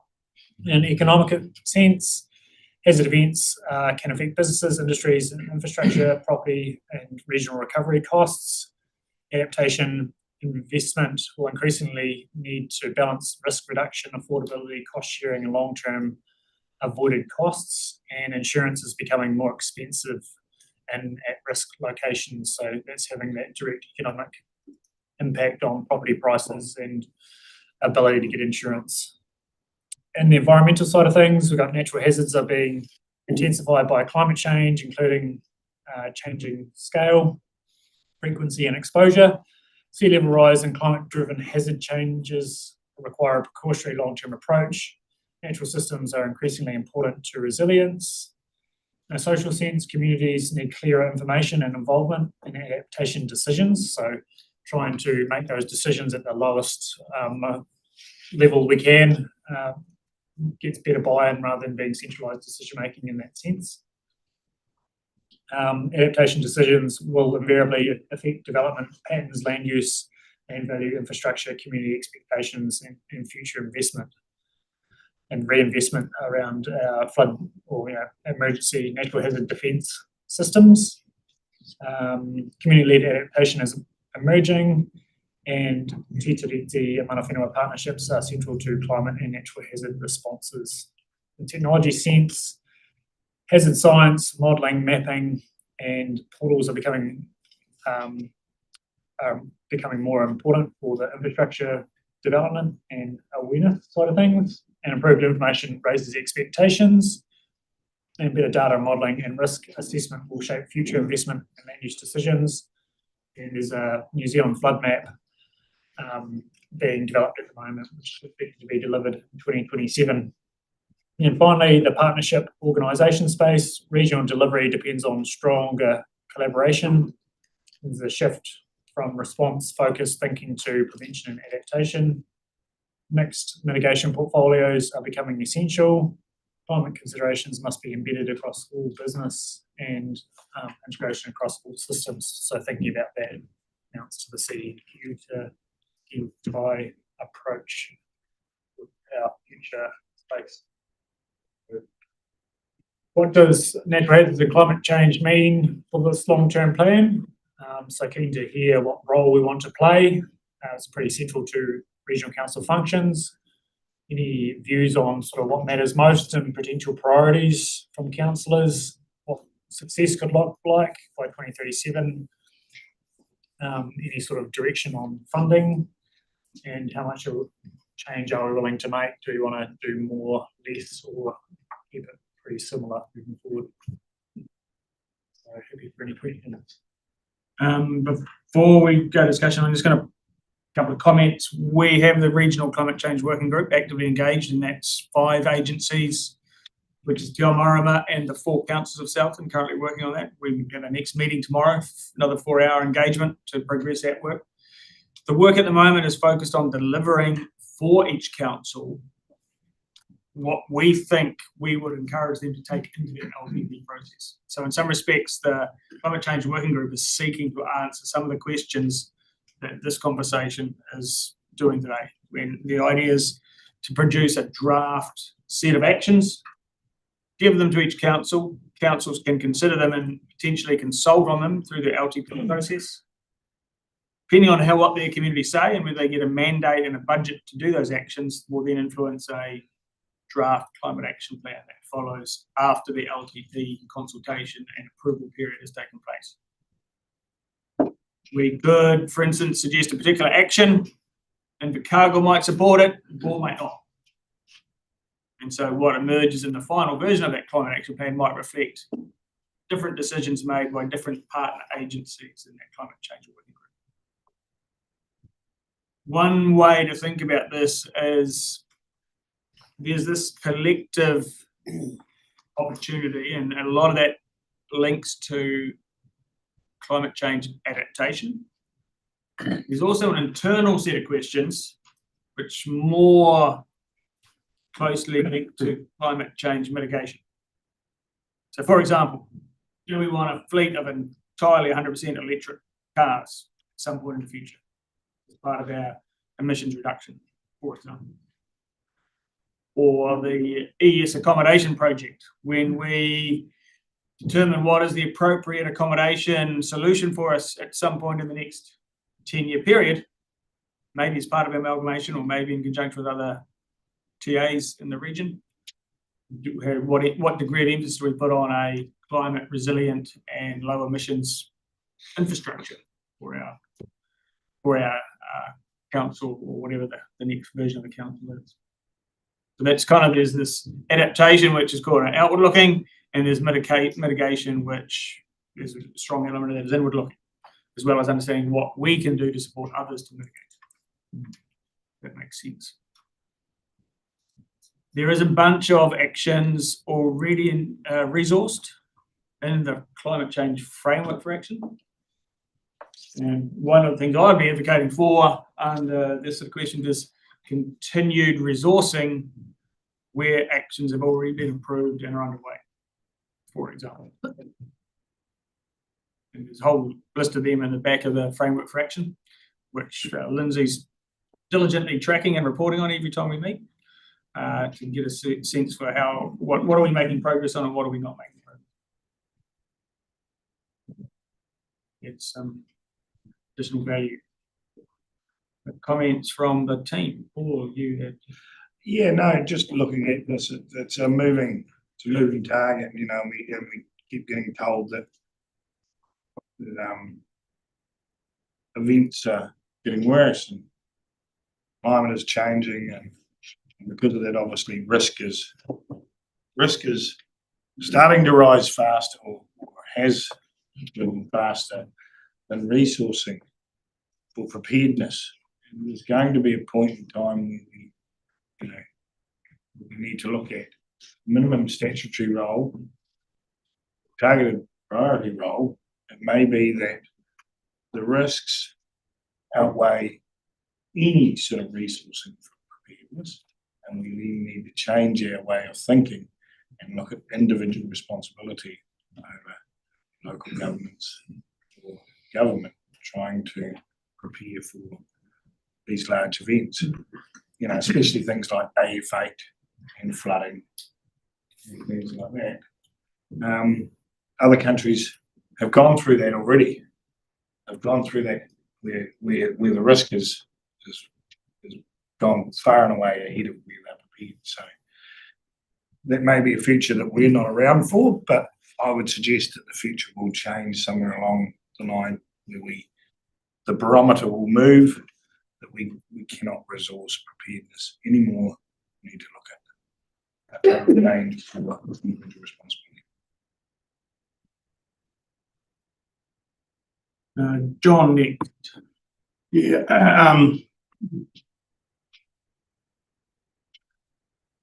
I guess my question is, how much do we lead on this and how much do we allow insurance to lead on this? I think there is certainly a relationship there, and I think that should be a bit of a steer for us rather than obviously there's no point chasing investment if insurance companies aren't going to allow activities in those spaces anyway. So I think some real clarity around that's required, please.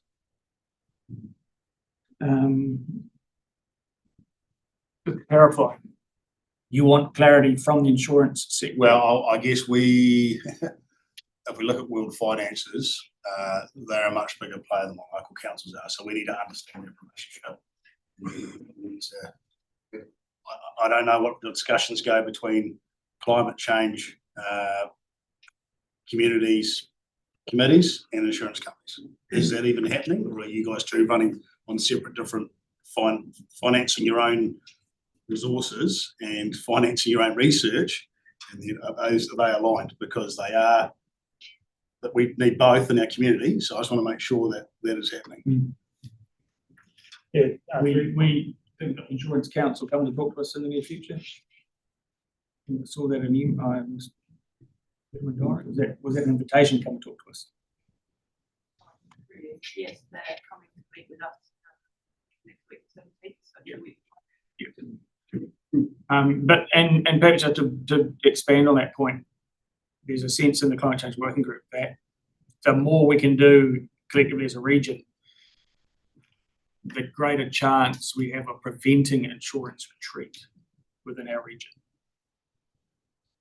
If that makes sense. So if we are seen to co-invest with our communities in things like the Kanoa Flood Resilience projects, that means that it's less likely that insurance will retreat from providing support to our businesses and communities. As long as they don't make decisions on baselines from other communities. The example is, I buy a generator, insurance companies don't view that as resilience. I retreat from farming in floodplain areas of my farm, they don't believe that is because because they have a one size fits all. We just want to make sure that's not happening across regions, that it's a regional New Zealand one size fits all. Is all I'm asking. Yeah, and I guess all we can point out next week when we're talking to them is that we can't necessarily influence individual business decisions. And we can share data. And I've heard stories of individuals who have had an insurance premium go up significantly, but when they've said, actually, here's the data from the regional council, which talks about hazards in my area, they go, actually, at your individual property scale, we have over-assessed you. We can actually reduce your, because we've assumed you're like the rest of that street, but actually your household is actually elevated. So it's not quite at risk, for example.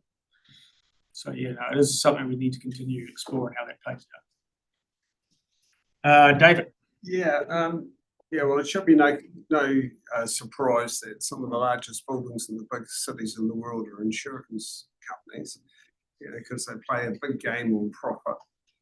I guess my thing on this is about adaptation, really, more, because, as Paul said, this whole thing's could be, there's a whole lot of anxiety about how bad everything's going to be, but we're just going to have to adapt over time, and there has been a large amount of change anyway in the climate. For the linkages with other things that we do, I was at a meeting the other night in Winton, and it was interesting. The worst flood photos that were shown were 1980, where Brewster Banks at Benmore and came round and got into Winton. So that's the link and other stuff.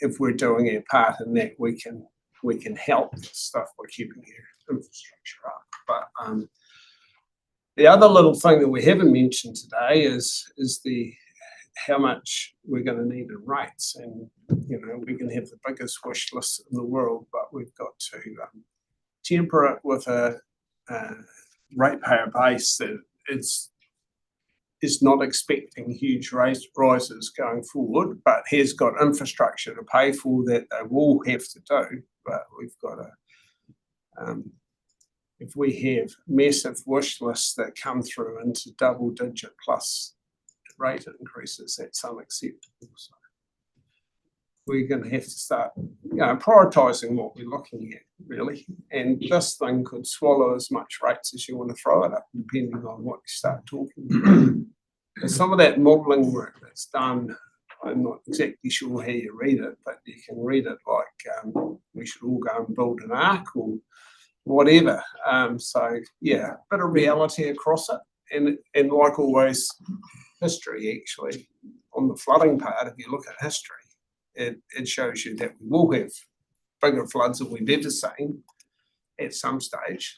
So we just got to work our way around that. But the bit about Kanoa is a good point, because I think that's there's linkages with other parts of things that we do. Alistair. Yep. My view of this is that it's quite dangerous. In other words, that we can end up having communities going under water and all sorts of things. But what we can do, I believe, as a council, is make all that information available to the public. That's all we can do. We can't prevent it because we haven't got enough money to do so. But we've got the people within our system who can work out where, model these floods, model what's going on, and say, well, look here, this is what's going to happen. If this happens, then it takes the situation with your insurance companies, they can make their own decisions, they're big boys. You know, with your banks, they can make their own decisions, they're big boys. And as long as they've got the information there to do that. Are we, Marcus, are we going down that line? What? Yeah, effectively, our statutory responsibility is to continue investing and finding information out and making sure that information is available for the public to make informed decisions. And I guess one of the big social aspects is the reduction in property prices and the perception if banks aren't going to loan money, or you can't get mortgages for flood-prone land, or insurance, you can't get insurance, then ultimately there's a social aspect there around, and New Zealanders are pretty good at investing in property for their future, and seeing that as a large investment portfolio, putting a lot on their houses and locations. So the social impacts associated with that, I guess, how do we, as a region, what role do we want to play in that space moving forward to assist with providing direction or communicating opportunities of we can only invest to a certain level of service, and whatever that is, and it becomes unviable to continue building up. How do we unlock other mechanisms to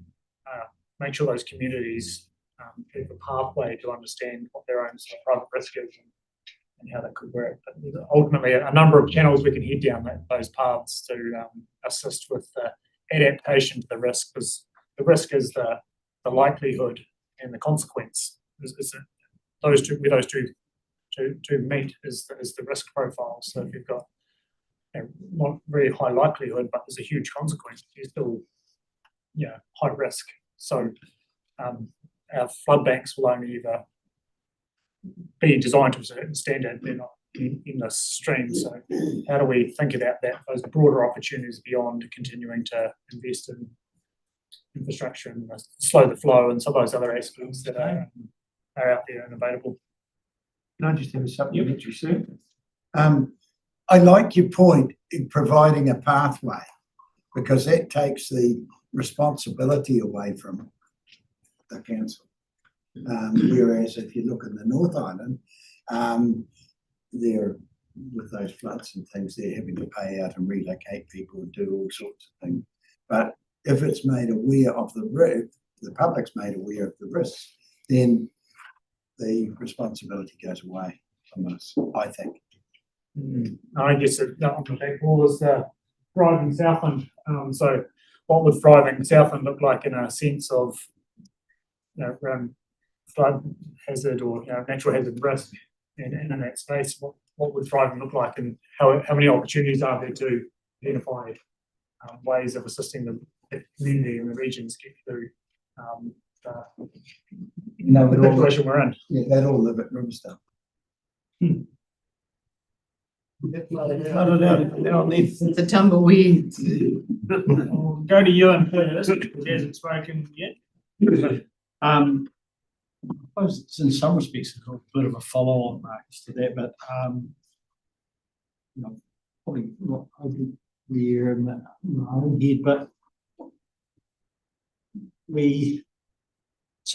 there's actually, I suppose, multiple agencies involved in that conversation.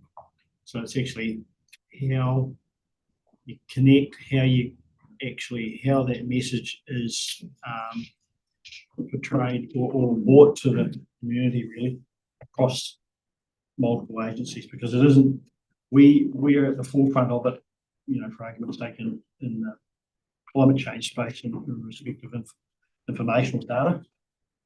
But a lot of those other agencies, partners actually lean on us for that information. So the delivery is actually multifaceted, so to speak, isn't it? Yeah, I think it is. And through you, Chair, I think there's a real opportunity here through the spatial planning process, when we identify those communities that are at risk to natural hazards, and we develop or direct where adaptation plans are required then there's a real opportunity, I guess, for regional leadership in that space to assist through that adaptation planning process in specific areas where it is needed, that we can take a whole of system approach and look at all the opportunities and all the players in that space and identify the level of risk, the reoccurrence, the opportunities for investment and additional measures, and then what potential pathways could look like, and having a right approach in that regional leadership space and the adaptation planning phase would help open the community to that conversation. They start understanding the risk and what their role might be and what the regional council roles might be and other agency roles could be, and developing a pathway for the future. Who do I have next to add? Morris. Oh, thank you, Mr. Chairman. I agree with all the stuff about adaptation. That's really important. But I think we need also to be maybe not a leader, but a fast follower in the area of mitigation. That is changing our heating systems to solar, for example. And Jeremy talked about that before. And when you're thinking about new building, if we're going alone or going with somebody else, that is really important. Not only generating our own power, but also making sure that the building is really climate fit and we don't use up too much energy changing over. That's important.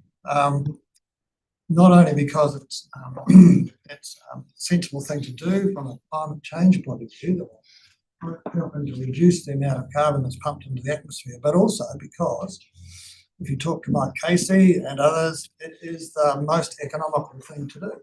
It's cheaper than carrying on with fossil fuels. If we have our own solar, then we've got resilience in the time of emergency. So there's all of those things that you know about, Patrick knows about, we all know about. That really, I think we should be in the game, making sure we're not a laggard, making sure that we are maybe not out in front, because we do have to make sure that everything does work. But as I say, being a fast follower in this area, I think is really important. We've got opportunities on our lease lands, and we've already talked about that, to generate electricity either by wind farms or by solar. So I think in our long-term plan, we need to progress that, keep that going forward. All of those things I think are really important. Thank you. Thanks, Chair. 1, 2, 3, 4, 5 things again.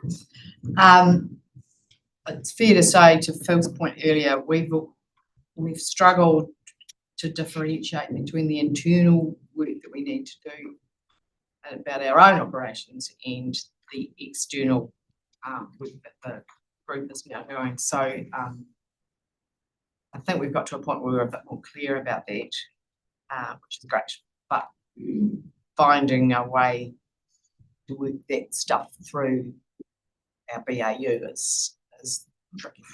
There's 2 threads that have to weave all the way through. To Paul's point earlier, we're talking about risk tolerance, right? Because there will be a point at which over investing in some form of infrastructure or whatever, the benefits don't outweigh the investment. But it's for us to determine what that point will be. And that applies to all our risk conversations, right? We have to find the kind of point of critical mass where actually we can keep worrying about it and putting things in, spending money on it, but actually the payback for that will be marginal, and it's not our money that we're spending. So we're going to have to have that conversation in the changing climate space. Thirdly, just want to remind everybody that the changing climate is not only going to produce flooding. They might be more frequent, but they also might be more intense. And the flip side of that is the intense dry or the dry out of season. And that is going to impact our production sector. So I just wanted to make sure that we were thinking about all of the impacts of the changing climate, not just whether we're going to get more rain. Because there's the pests, there's the pest plants, there's the, state of the environment monitoring, all of that stuff. The other thing was that we have international responsibilities as a country, and therefore international responsibilities as a region. And the international markets, if they're not already saying, will be saying, prove to us that you are not contributing. And I know lots of people's counter argument to that is, oh, well, China is still doing all of that stuff and New Zealand's just a little fish in the pond, but actually every little fish in the pond is really important.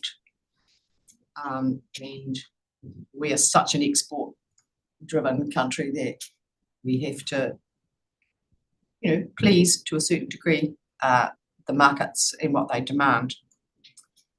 The other things were, this is not in isolation. In reference to my two threads before, this is ICM, this is policy and planning, this is consents and compliance. So these threads need to be woven right through all of the work. And to David's point, I guess, is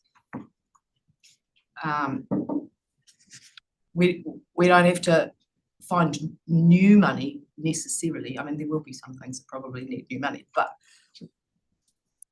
weaving this into the spend that we are already considering in LTP across the organisation, there might be different ways of doing things that also cover off the climate considerations and the carbon accounting that internally we have to do for the external people and vice versa. And the last point was that partnerships, and I think you and us were talking about that too. We can't do this on our own because there's no point us going that way and colleagues or industry going another way. So there are some really important partnerships that have to come to some consensus over what we can jointly achieve, because nobody can do this on their own.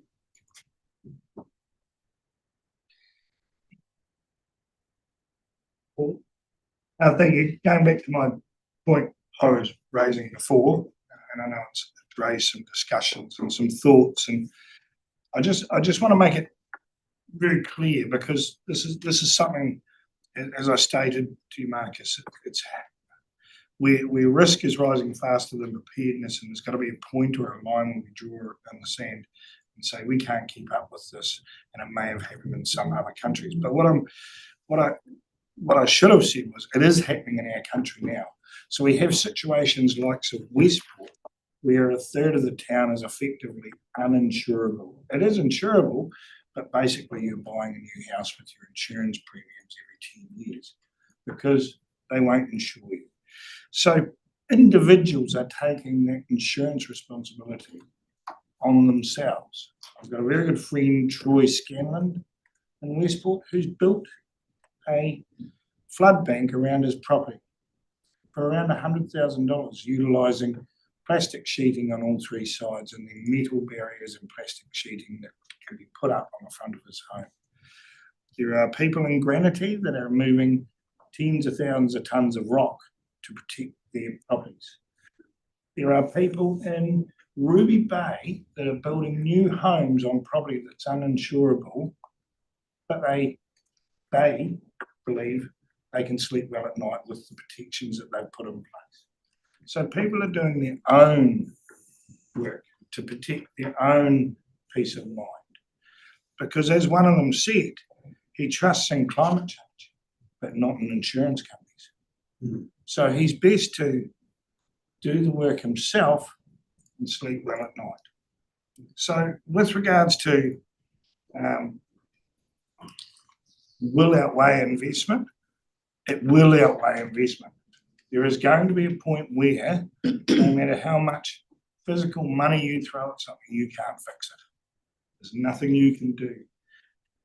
Because there's a third of Westport at the moment currently where the house values are They're uninsurable. They had to do something. So the individuals are doing them themselves.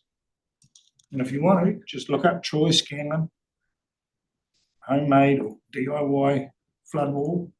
He's a very clever man, and there's a lot of other people doing this around the country. So what we're looking at here is a long-term plan where we need to be heading. There's going to be a point where we say to ourselves, hang on, we can't protect everyone. We can't keep doing this. This is going to make everyone broke.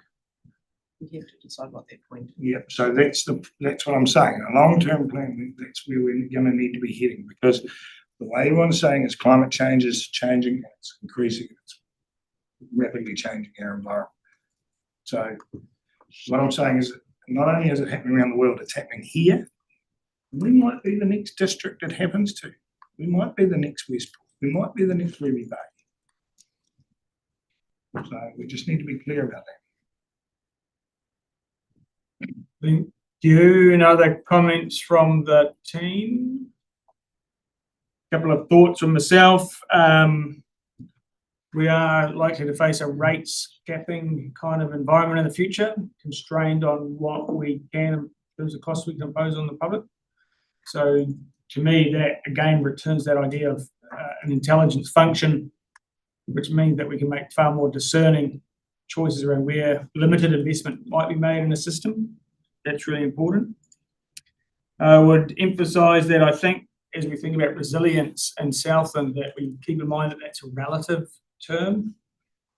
And maybe the secret is being just more resilient than your neighbours, so that you are the ones who attract the climate migrants and the business investment to your region, because there's a sense of actually Southland's on top of this better than any other region in the neighbouring vicinity. That could be an outcome of it. I would like to think that this council continues to support collaboration to the greatest degree possible with partners in this space.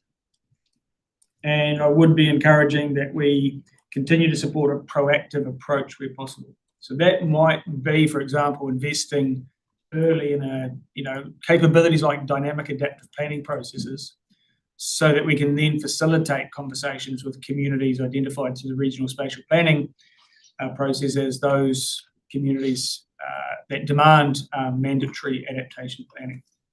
So rather than wait until it's on our doorstep and then scurry and hurry to build capability, start building that capability in advance so that it's available well before it's needed. One of the things I think we need to do as a local government entity is to understand in what way do our rules get in the way of adaptation.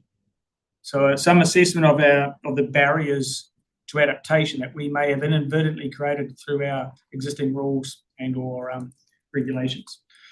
For example, we've seen in wetlands how the Southland Water and Land Plan in some ways gets in the way of people who want to do the right thing with respect to wetlands. There may be other instances where people need to do things, take actions that reflect adaptation to climate change, but maybe there is some legacy rule or something in the way that gets in the way of them adapting in the way they need to, or in a way that makes sense to adapt. So I would flag that as something that we'd probably be encouraging councils to consider at least through the working group effort. Do you feel you've got enough guidance on this one, Marcus? Yeah, I think it's got some good direction, and I just put up 1 board and a half of notes. So yeah, There is the continuing trend around those points about who looks after who. Central government has signalled they are withdrawing from the practice of buying out red zoned land. We went from 100% in Canterbury down to other disasters. It's progressively stepped back from that. In some respects, that leaves a choice to local government. Are you going to step in and cover the gap, or is it user pays? Is it free market ideology? You bought the property, you got flooded, you manage it yourself. And sorry, insurance retreats mean that you can't get insurance for it, so you're left on your own. If that's the case, we can end up with more social issues to manage if people can't self-manage their way out of those circumstances. Very good comments. People want to do a bit of research on this, they should look at Jonathan Boston. He's provided a lot of interesting and informed debate on this topic. Jonathan Boston. So I visit Jonathan Boston. Jonathan Boston, B-O-S-T-O. He's a New Zealand guy. Yeah, I think that it should be a combination. If you've got a council that has allowed the development to occur in a particular area and it's become at risk, whether that's at the fault of the council not being too cautious or some other reason, and obviously the council and in the future the unitary council will have some responsibility to help. But where that line sits is probably different in each situation, but it certainly has to be part of the conversation. You can't just expect people to, to take it all on themselves. And in some cases they would, but in other cases they might not. Jonathan Boston is good. Yeah, thanks, Morris. So education is incredibly important, but I suppose coming back to your point, Morris, around people building, I had that conversation with someone the other day, and they're talking about the fact that there's a lot of legacy consents out there. So, being consented quite a number of years ago, before this became front of mind. Right. So, there's still, that's a process that's got to be worked through, and whether that education actually educates those that potentially would be buying into those developments or whatever it looks like. It's quite a process to work through here. That's a very good point. Thank you. If you've got enough on that one, Marcus, we will call it on. Draw a line under that one and hand back to the chair to run the next topic, which is a small and simply solved one of water and land. Oh, that's good. Thanks, Phil. Perfect. Thank you very much. The next one is water and land. They're both big topics, but given the integrated nature of what happens in the land ultimately impacts on the water, we've tried to run them as one topic and have one conversation and allow a bit more time to work through it. So I'll certainly try and answer as many questions as I can, but from Warren and Ella and Simon and wise ones at the back there that will make an answer as well. So why does it matter? So effectively, water and land are fundamental assets in the Southland economy. Healthy waterways, cultural values, biodiversity, community wellbeing, and long-term resilience. Water and land are connected from the mountains to the sea, and decisions about land use directly affect rivers, lakes, groundwater, wetlands, estuaries, and coastal environments. So why does it matter? Protects the muri and aurora of fresh water by supporting healthy rivers, lakes, and groundwater, wetlands and estuaries. Water and land supports community wellbeing, public health, so drinking water, water reliability, confidence in local places, and those management outcomes. Enables economic wellbeing, so industry, electricity, food, water quality, all those sort of things are all part of what water and land do. Upholds cultural wellbeing by recognising fresh water as a tonga for Ngāi Tahu ki Muri Huku and embedding Te Manao, Te Wai and Ki Tai principles are fundamental to cultural wellbeing. It supports environmental wellbeing, integrated catchment health, so right down to the estuaries and coasts and the integration and the connections between how the land functions and the water ultimately receives the impacts of that land use. So, and supporting long-term resilience, so wetlands and riparian margin and soil health, integrated catchment management all contribute to biodiversity, water quality and flood attenuation outcomes. So why we must deliver it? Some statutory responsibilities, and a heap of it's been changing recently as well. So RMA has been around for a long time, but there's also a national policy statement that's been through for fresh water. It's been through a number of iterations and national environmental standards as well. Most recent one recently amended in January this year, and they relate to freshwater ecosystems and wetland protection, and also fish passage There's farm plan regulations as well, reasonably recently come out. There's still some changes occurring in that space. And there's also the freshwater farm plans for Southland, 2004, and how that enables freshwater farm plans to be used to meet Southland's regional farm planning requirements. There's water conservation orders, so there's one on the Tower and there's also one on the Uriti. They've been in for a few years now. And there's also national policy statements for highly productive land, which prevents the subdivision use of land that is highly productive to make sure that there's still a economic capacity retained. It's not all gobbled up for urban development and housing infrastructure. There's also environmental standards for drinking water, and also the Soil Conservation and Rivers Control Act 1941 around soil conservation, erosion, river management, and then stability functions. Also, the Government Act, Climate Change Act, and Aitahi Claim Settlement Act. So water is certainly pretty highly regulated, and we've got some pretty significant functions as a regional council moving forward, which you all no doubt understand. So in a regional sense, we've got the Southland Water and Land Plan. Talk a lot about that around the table. And we've also got the regional policy statement, 2017, which effectively is more than 10 years old because it was made operative in 2017, but the work on that started in 2012, I think it was, around then, or even possibly a little bit earlier. I think it was notified 2012, but the work started in 2008 on that work. So been around for a fair while, and it's going to be part of that new system when that rolled out. We've got National Environmental Reporting Framework, National Policy Regulatory Frameworks, plan change to Tuatahi values.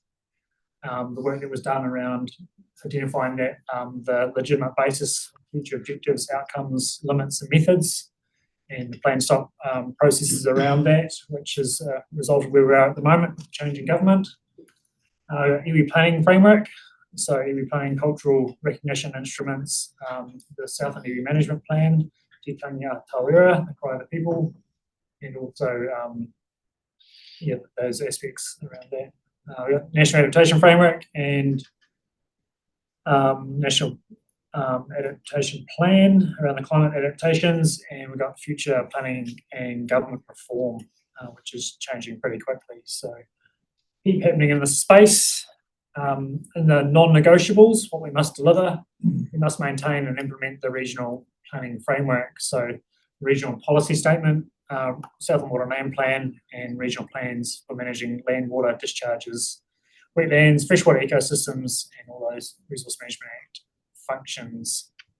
We've got to give effect to binding national direction. So the national policy statements, the national environmental standards, we've got to be consistent with those higher order documents and the requirements around that. And Tamana Wai was involved in that process previously as well, about improving degraded water bodies or degraded water bodies, and maintaining and improving other water bodies, including freshwater, setting limits, and avoiding future loss and degradation of wetlands and streams. And there's also the manage regulated activities through plans and consents, so the damming, diversion, storage, wetlands, streams, associated effects of freshwater and RMA plans. And we also process and decide relevant resource consent applications within the statutory requirements and the direction set in those water and land plan and other regional directions and national environmental standards, those aspects. Need to monitor the state of the environment, the plan effectiveness, so how effective are our regulatory plans on achieving what they set out to achieve. We put a whole lot of energy into a system and creating regulatory processes that aren't delivering on meeting what we want to achieve. Consent compliance and environmental effects is all of that monitoring compliance work, and taking the necessary enforcement action where necessary. What we also have to deliver is implement the Southland Farm Plan system under the current settings, and we're waiting for some further announcements on that in the future as that works its way through the process. And we need to maintain drinking water protection interfaces and those aspects, picking up on the Havelock North issues that cropped up around that in the National Drinking Water Standards and National Environmental Standard for Drinking Water are all regulations that we need to be aware of and deliver on. So where are we now? What's working well? So the Southland Water Name Plan is now operative. There's been a significant amount of work resolving those appeals over the years, and effectively we're making sure the Southland approach is as up to date as we can in managing water and land for the benefit of Southland moving forward. So Southland has Southland-specific freshwater framework shaped through long public engagement and court processes, and a whole lot of expert evidence involved in the decision-making associated with the Water Name Plan. And we've got an operative framework which now includes Southland-specific controls for land use and discharge pressures, and we've got strengthened rules from what we had previously around intensive winter grazing, stock access, waterways, land use intensification, farm plans, and pasture-based wintering and discharge consents. Groundwater nitrate evidence has been made more accessible, so we're providing that evidence out to communities to provide better understanding and information in that sense, and make sure that monitoring data and the regional monitoring are visible and the risks are understood.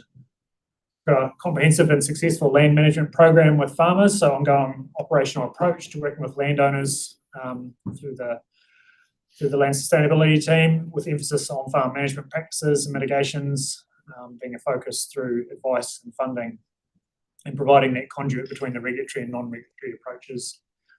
Our wetland capability is being strengthened, and there's been significant investment in wetland science. We've hired dedicated wetland scientists around that to understand the wetland loss, the extent, and developing a wetland program to do better in that space moving forward for the region. We've got Southland-specific freshwater framework shaped through a long process. So the Water and Land Plan is a product of the submissions and consent processes, and there's also, prior to that, there was a significant body of work through the regional forum, which has certainly gone a long way to assist in developing a clear direction around the values of water in the Southland context. And we've got practice for tools managing on-farm impacts are in place. So we've got farm plans, and also the Part 9 of the Resource Management Act enables Southland to do farm plans and improve the requirements around that. And we're working well alongside key partners achieving on-the-ground action between Whakamana, Te Waituna, and Thriving Southland. So it's not necessarily just what we do, but it's the approach that we take, enabling others to do well in this space as well. So what's not working well? Environmental outcomes are not improving at the desired pace. So despite the regulation, the water quality, land pressures, and cumulative impacts remaining ongoing issues remain in some areas. We've got some legacy land use impacts continuing to drive environmental pressure. So thinking about some of those impacts are difficult to reverse. It's been a long development pattern in Southland to get to where we are now, and a lot of those impacts that we're seeing now aren't going to be undone in the space of a couple of years. So there's a bit of a lag there in that system, and we've got a fragmented and variable uptake and good practice across some aspects of the primary sector. So there's uneven outcomes being identified. Groundwater nitrate remains a major and visible issue across the region, and some deterioration trends across a number of management zones in that space. Water quality issues are broader than just nitrate alone. So we've got public monitoring tools to assist with understanding the bacterial contamination, sediment, phosphorus, E. coli, and those other broader catchment degradation indicators. Wetland monitoring and plan effectiveness reporting need stronger assurance. So with the High Court findings, Environment Southland, through that process, was identified that Environment Southland failed to undertake key monitoring and plan effectiveness duties through that ELI process. And the planning framework is still not fully settled. Some of the provisions of the Water Name Plan remain under appeal, and there's also plan stock in place to prevent a whole lot of additional work going on, and there's a wee bit of traction on a couple of those issues progressing at the moment through that ministerial approval process. Farmland implementation is happening, and a shift at that national context level. So the ongoing national changes affecting areas such as winter grazing, farm plans and stock exclusion mean that implementation is happening in a changing policy environment. So this central government uncertainty is creating a little bit of uncertainty in that regional sense. That's creating some tension, and water quality pressures are also evident. So lower flows, dry conditions, increasing pressure on water takes around having a cascading impact on water quality, ecosystem, soil moisture and productivity. So some place-based considerations. So catchment scale prioritisation, the integrated catchment management. Outcomes depend on whole system management. So the links between land use, water quality, our ecosystems and biodiversity and biosecurity. There's a shift from site-by-site based approach to more of a catchment-based investment. There's land use pressures as a primary driver. So intensification is the key driver for water quality decline and compliance demand. So thinking about alignment between the regulation, the incentives, the land use change and what role we need to be playing in that space moving forward.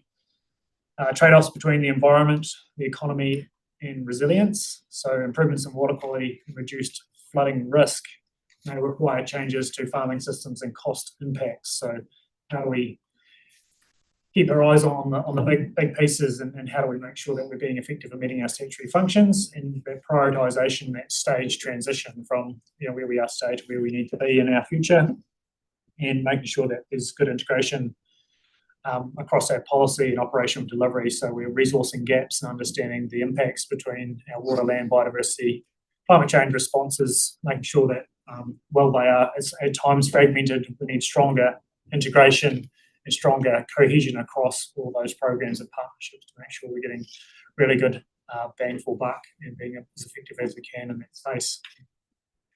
So what's changing? So legal political sense, national direction is in force, but still changing. There's uncertainty around exactly where that's going to land with the new system.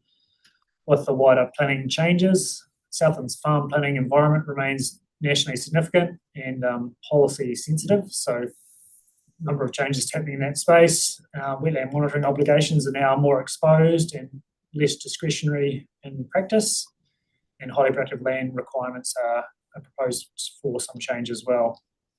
So in an economic sense, we've got strong regional dependence on land and water resources. That's sort of the powerhouse of the rural sector and the economy, and enables a lot of our communities and cities to function well, having good quality resources around the water and land. And there's affordability pressures that will influence what council and landowners can deliver in the future. So our infrastructure investment around wastewater and water treatment are going to meet some funding pressures as well. So thinking around maintaining good water quality to prevent the investment in the infrastructure around our communities that rely on reticulated water schemes. And land use choices carry real costs and productivity implications, so those landowner implications and the economy implications around that. In an environmental sense, water quality remains under pressure. Groundwater nitrates are increasingly visible. Water quality or water quantity pressures are also increasing, and there's some legacy effects that are going to persist for some time into the future. And wetland and nature-based solutions are becoming increasingly important in our catchments to assist with reducing high flows and improving those water quality aspects and biodiversity elements as well. So climate change is increasing in risk and uncertainty, and there's erosion, sediment and runoff remain key land management risks in how we manage those into our future. So in the social sense, we've got rising expectations for healthier rivers, a safer drinking water and visible progress. There's also a greater awareness of the health and environmental risks. Land and water decisions are increasingly contested because of competing community priorities and community expectations around those priorities, and landowners need practical, trusted advice to navigate the rules and make improvements around what's the right use and how to do the right thing. In a technological sense, monitoring, modelling and reporting are becoming more important, and particularly around having defensible decisions and the cause and effect. So understanding what the issues are and then how to make good, important decisions that are holistic and integrated is a key important part of our future. And farm planning systems are increasingly linked to catchment context, evidence and action tracking. So in the partnership and organisational space, outcomes rely on behaviour change beyond council control. So we can't regulate or utilise the carrot and stick mechanism. We can't rely on a stick effectively to get everybody in that space and to assist with water quality. A lot of it's about incentivising and enabling and making sure that we're celebrating success and enabling innovators to make good solutions. And partnering in that space, and also integrated catchment management is increasingly important, and growing importance of iwi and community partnerships.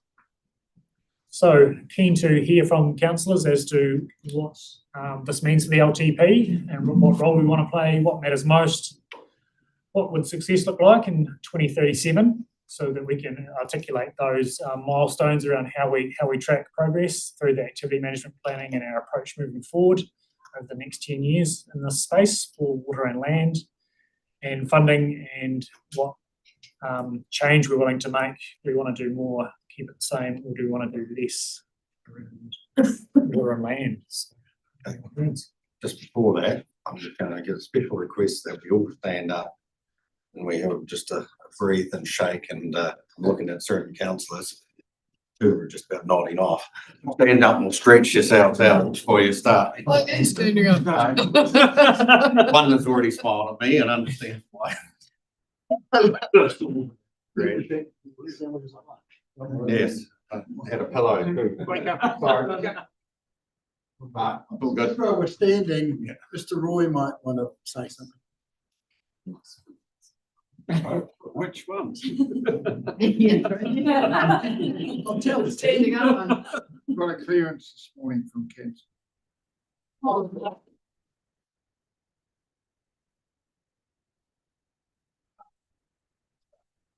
Right.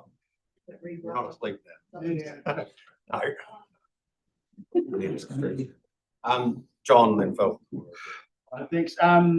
Look, Lyndall touched on before around international markets. And look, been a couple of countries the last year or so. And when I was in Rome at the FAO Food Security Council, there was a discussion around prioritising carbon might be coming at the cost of water quality. And we see that with these market-based programs that USA are doing. So I just want to really reiterate that that is going to be the next commodity in the next 10 years. You could argue it's commodity now by the time we put it through a processing plant, but the reality is I'm talking about being a real commodity. So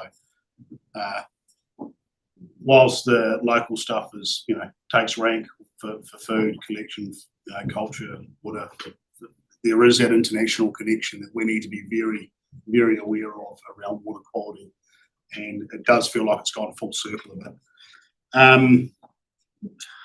So yeah, with that in mind, the land and water plan, asking staff what more watering down can we expect by October?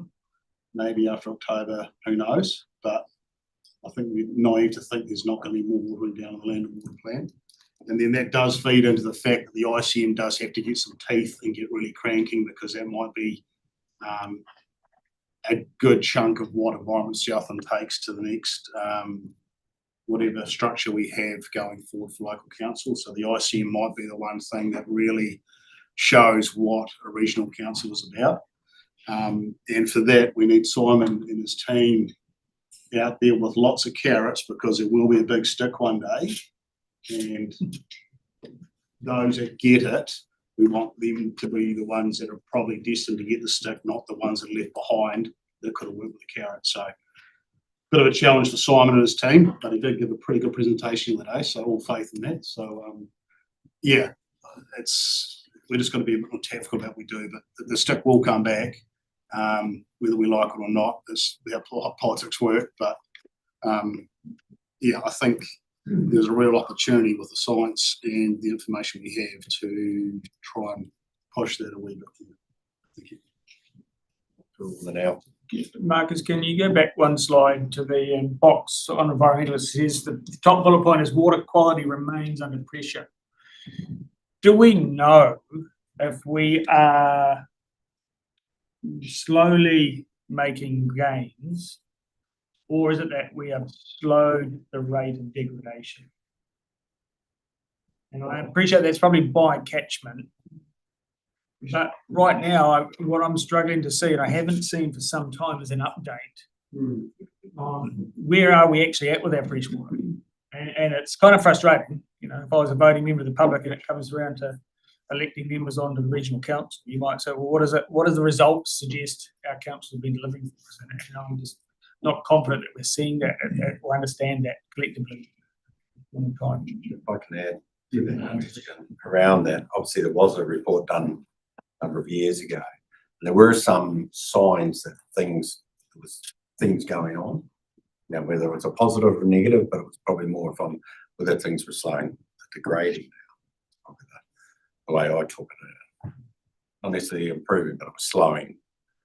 Now, whether that's correct or not, but we haven't had an update for long. Yeah, I mean, that's the reason why I've stepped up to the table. I think the question is best answered by our GM Science, Karen. So I will take that question back to her to get an update with urgency to council to support your considerations under this particular area. And the reason I ask it is, like, for instance, the nitrates picture in some of our locations suggests that we are still degrading. It's getting worse, not better. And I would have thought that is a really important insight for us to take into this discussion around what more might be considered.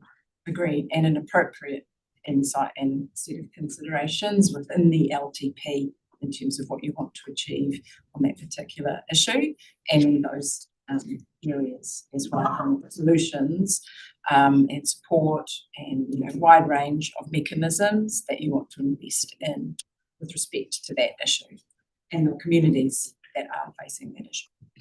If we're going to get, can I ask that we also understand what the state of the estuaries is, because I understand they are, as a critical receiving environment, are going to be a really good indicator as to, is it getting better, is it slowing, is it degrading, what's going on there? Yes, absolutely. Lauren's just made a note of it. Don't go away. Alison. Going through the report, Marcus, there was a statement there about science and scientists have been looking at wetlands. Now, I don't know whether it was the wetlands that were being taken out, but I understand we have a scientific result to say how efficient all these wetlands are. Can that come to us? Because that's got to go out into the community and help us push these things. So am I just confused, or? No, I've been confused once before. Not on this occasion, Councillor Gibson. Not on, in my experience as well. I'm willing. Yeah, absolutely. I mean, as you know, healthy catchments are additionally, and as part of the long-term plan, a highest order priority for the council. And so there's substantial work happening at a number of levels, both in the planning and the investments that we'll put up to you to achieve those outcomes around wetlands katoa, but also in our business as usual space, and then also additionally as additional work programs that for this, now we're in it, year, that we are investing surpluses in the wetland space as well. So it's flowing across 3 different work strands, and so we can provide additional detail on that. Can I just have a supplementary to that? Like that will be delivered in the next month. There's work that's happening in the next month and over the next 12 months. Then there's work that is happening as part of us putting up investments and outcomes to you specifically through the long-term plan. And then there is changes that we're making to our BAU work in the wetlands space as well. So it's kind of in a threefold place. Because to get that result coming out, might save us for another 3 months. In other words, we might have 2 years, 3 months before they chop our necks off. But yeah, if you get what I mean, Yeah. get it out and let's get it going. Absolutely. Thank you. Yeah, look, the bit about buy-in is pretty simple, really. On a catchment basis, if you look at the whole catchment, it's reasonably hard to focus that where your bit is, and something that more relates to what you're doing in your farm, your part of it, as to things you can improve, is something that people would buy into. And I go back to maybe the living stream thing they had on the Waikiwi. So they were doing things on there to improve water quality and then showing that it made a difference. Now, I never got to your field day, John, but on nitrate and stuff, you know, people buy into something in their own backyard that they can do that they go, wow. So that's all linked into farm plans and all that stuff. But if you're told the whole catchment is focus is going to hell, so therefore you've got to make huge changes, some people will buy into that and some people will be the problem and some won't.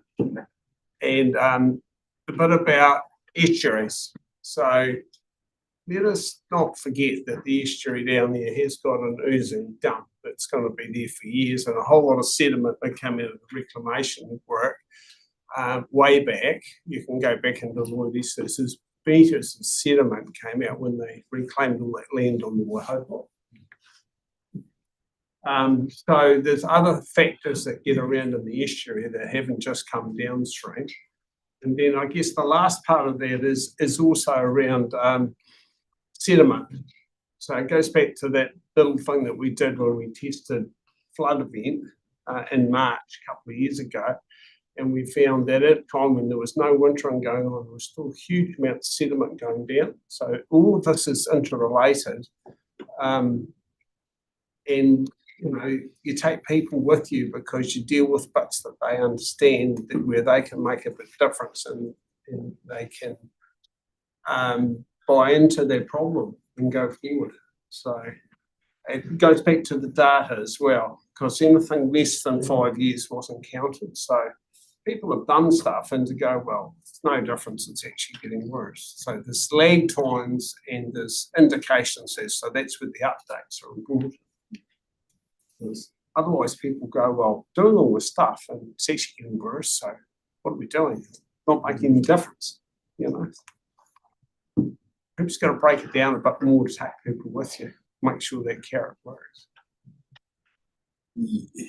Thanks. No, there's a comment on that. I don't have to. Morris. Oh, thank you, Mr. Chairman. Just really in response to Councillor Gibson's question, I'm not sure I understood him properly, but I thought he was saying that, you know, people need more information about about how to improve things. Is that right?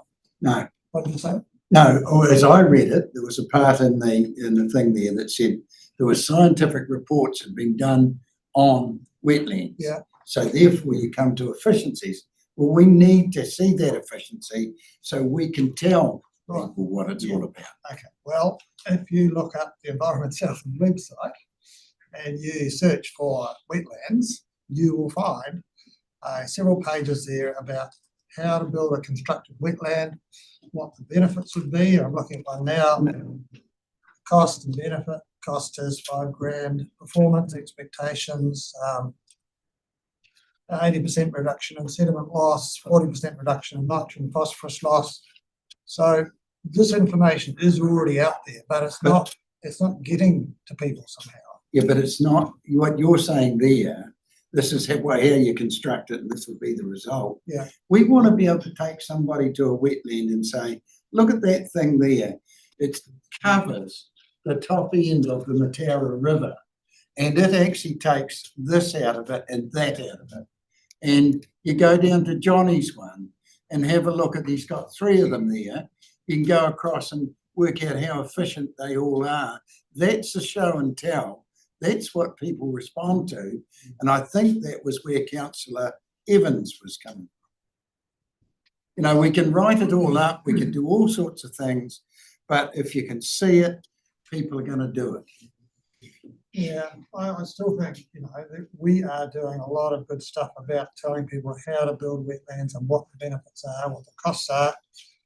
I agree. People are not, well, I know a lot of people are probably doing it. John's doing it, for example, and there's probably lots of others as well. So Well, Mr. Roy's doing it. I don't know. Yes, he's got big wetlands on his place. So it is happening, but if we're getting back to a long-term plan as to what we need to do better.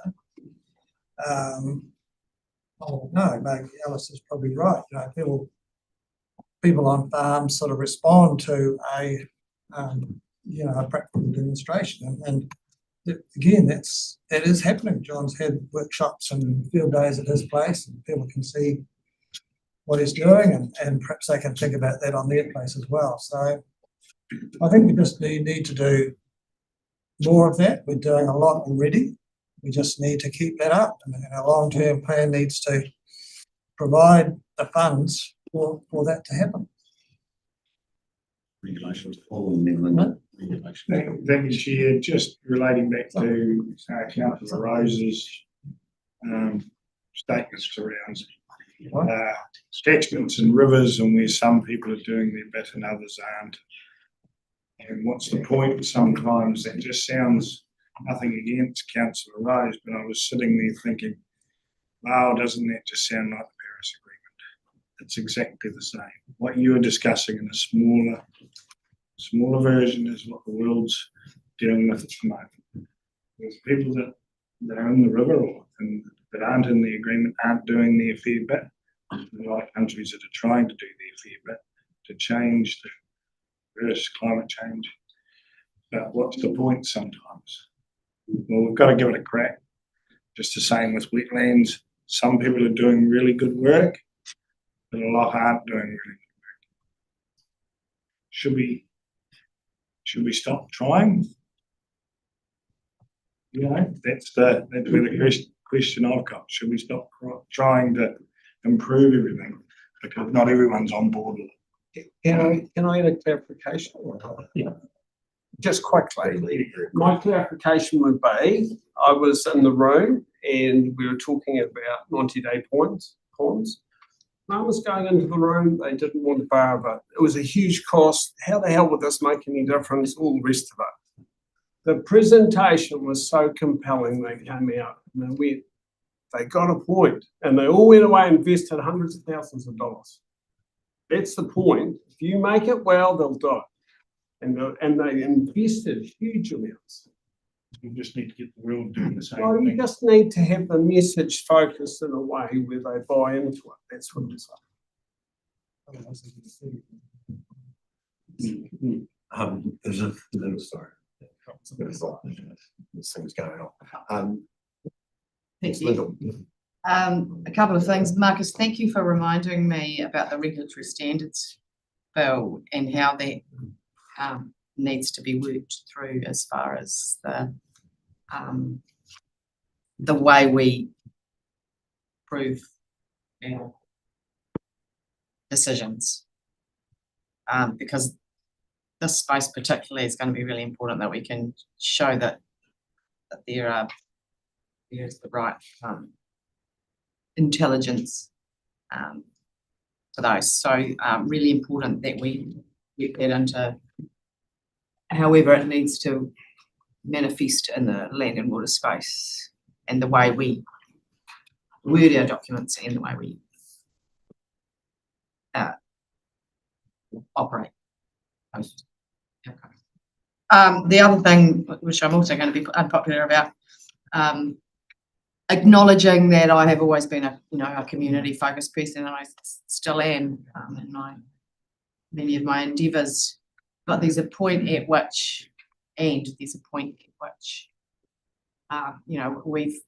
had these conversations long time now. Changes that we've made in the land and water space. It'd be interesting to see the results of the data, but I would suggest that time is against us, and when you're dealing with people, and behaviour change. We've tried that for at least the 10 years that I've been here, and there's a point at which actually maybe we can't wait any longer to bring everybody with us, because if we keep waiting to bring everybody, we'll never get the changes in time. So reminding you of the bell curve and how much energy we have spent on the bottom of the bell curve already for very little result, really. Significant result. And Councillor Rugway used the term fast followers earlier today, and I thought actually that, that's a good point. I don't think we can wait. Personally, don't think we can wait to bring everybody with us. I understand what you mean, Councillor Rose, about give them the good information and persuade them, but actually I'm not sure that we've got time to do too much more of that. If we have to wave the stick at the bottom of the bell curve, then let's wave the blimmin' stick, because we don't actually have time to hold the line even, and we certainly don't have time to wait for slow improvement. We actually need some big chunky improvements, would be philosophically where I'm at the moment, but practically speaking, as far as the LTP, those regulatory standards need to be front and centre.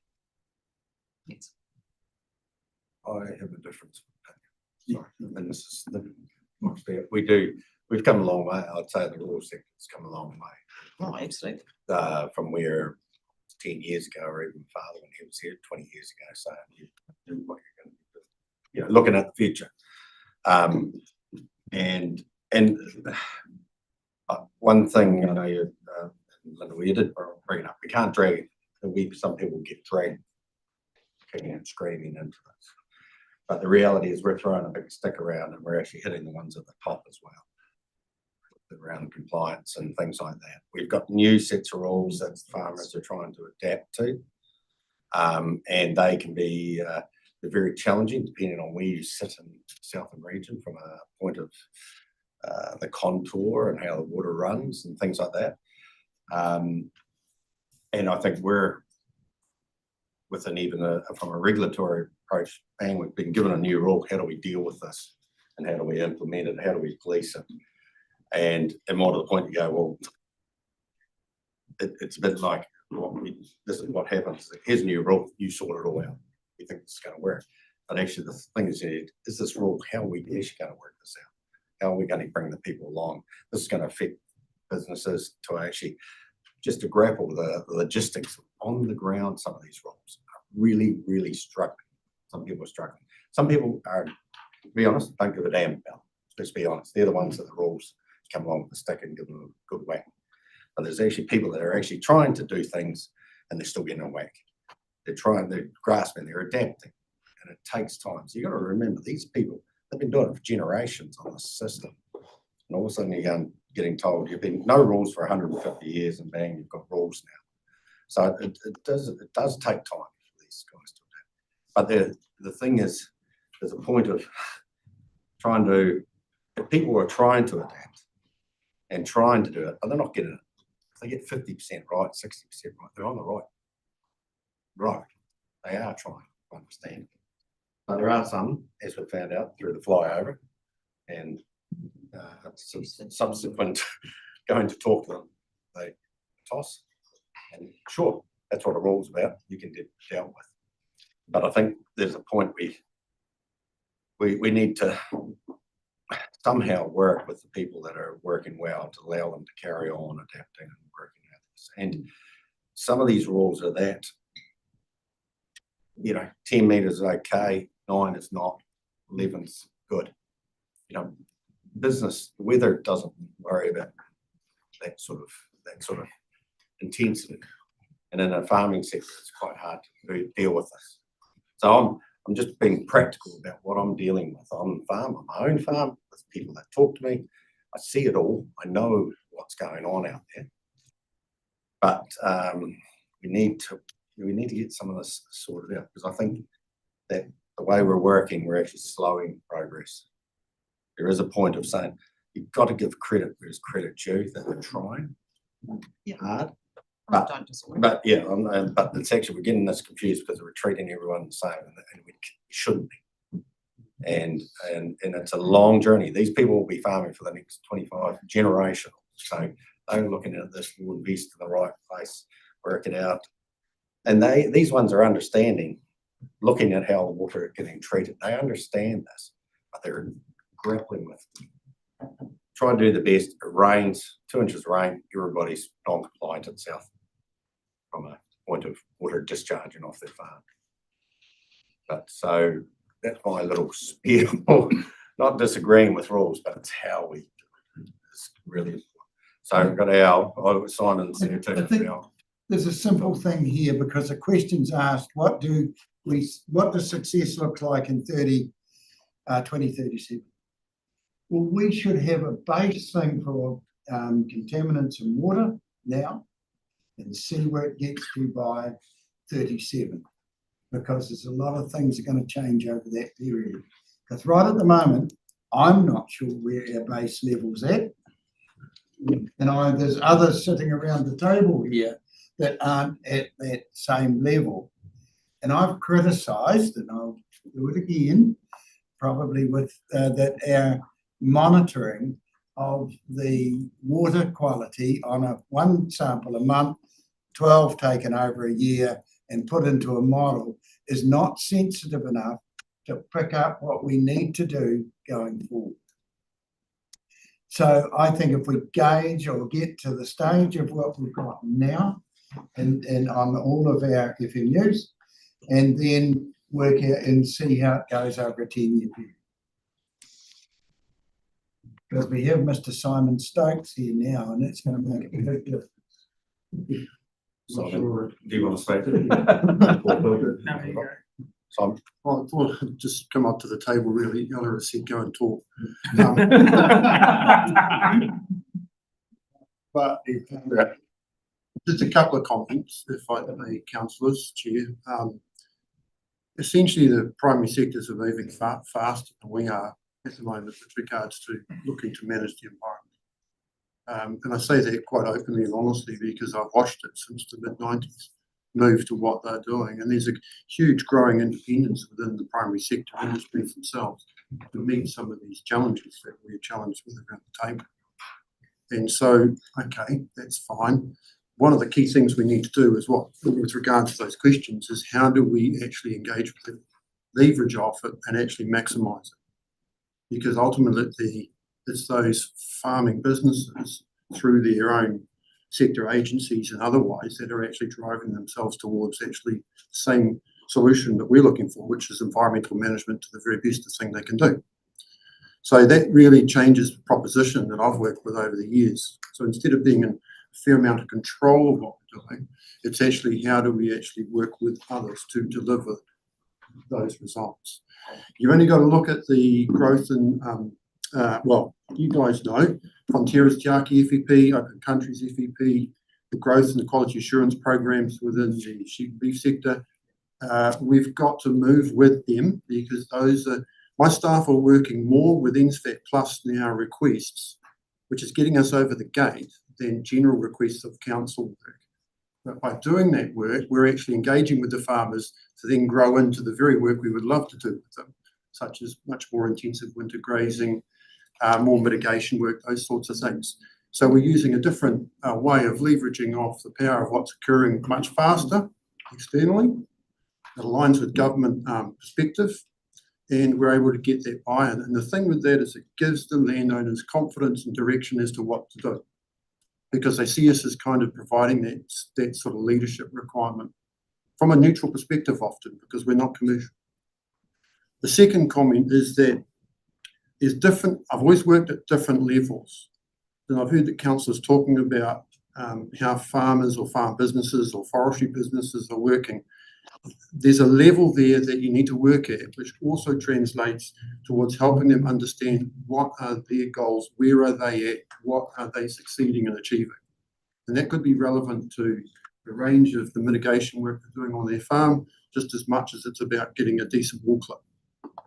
The business has got to set its own goals, and that's something that we have to strive to support. At another level, how does that fit into a catchment? Because the country's catchmentised. We've done that. We've got FMUs here. One of the things we need to do is be much clearer about the direction we need to give the catchments and subcatchments to achieve what's required for estuaries, but also for the future resilience of those farm businesses, communities within that area. That's one thing that we have in the grasp of ourselves to actually achieve. But it comes down to setting a much clearer direction through that integrated catchment management. This is as much about internalising how we do things better as much as it is being clear about what we're trying to achieve. But those two things, if you're looking at what this means for the LTP into the future, it kind of means for my working space, which is operationalising everything, is grabbing everything I can to move towards the direction the council set to achieve it. So one of the key things here for me is look at that ICM work is actually helping to shape where a business fits into the grand scheme of things, but not ignoring that they have their own business to achieve results.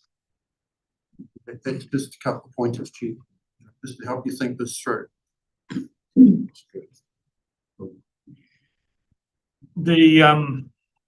Acknowledge that even restructuring the integrated catchment management committee with that term shifts the focus and is helpful. So I think that we should acknowledge that signals a different way of thinking than we have been in the past. I think that's positive. And I think we need to continue leaning into that. I think John's right. That's possibly the place to make enduring gains as we transition through amalgamation.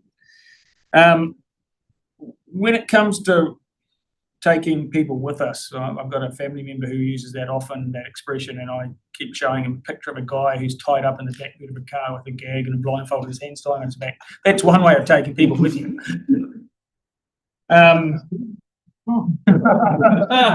ChatGPT. Phil when he was younger. Yeah, Phil. Yeah, Let it go for a long time ago. I think when I think of carrots versus stick, rules versus incentives, I think one thing for us to keep in mind is that rules are a very cost-effective way of controlling behaviour. If you think of our road rules, it's cheaper to put up signs saying 100 kilometres an hour on the open road than having a policeman stop everyone and give them an incentive for sticking to the speed limit as they're driving between here and court.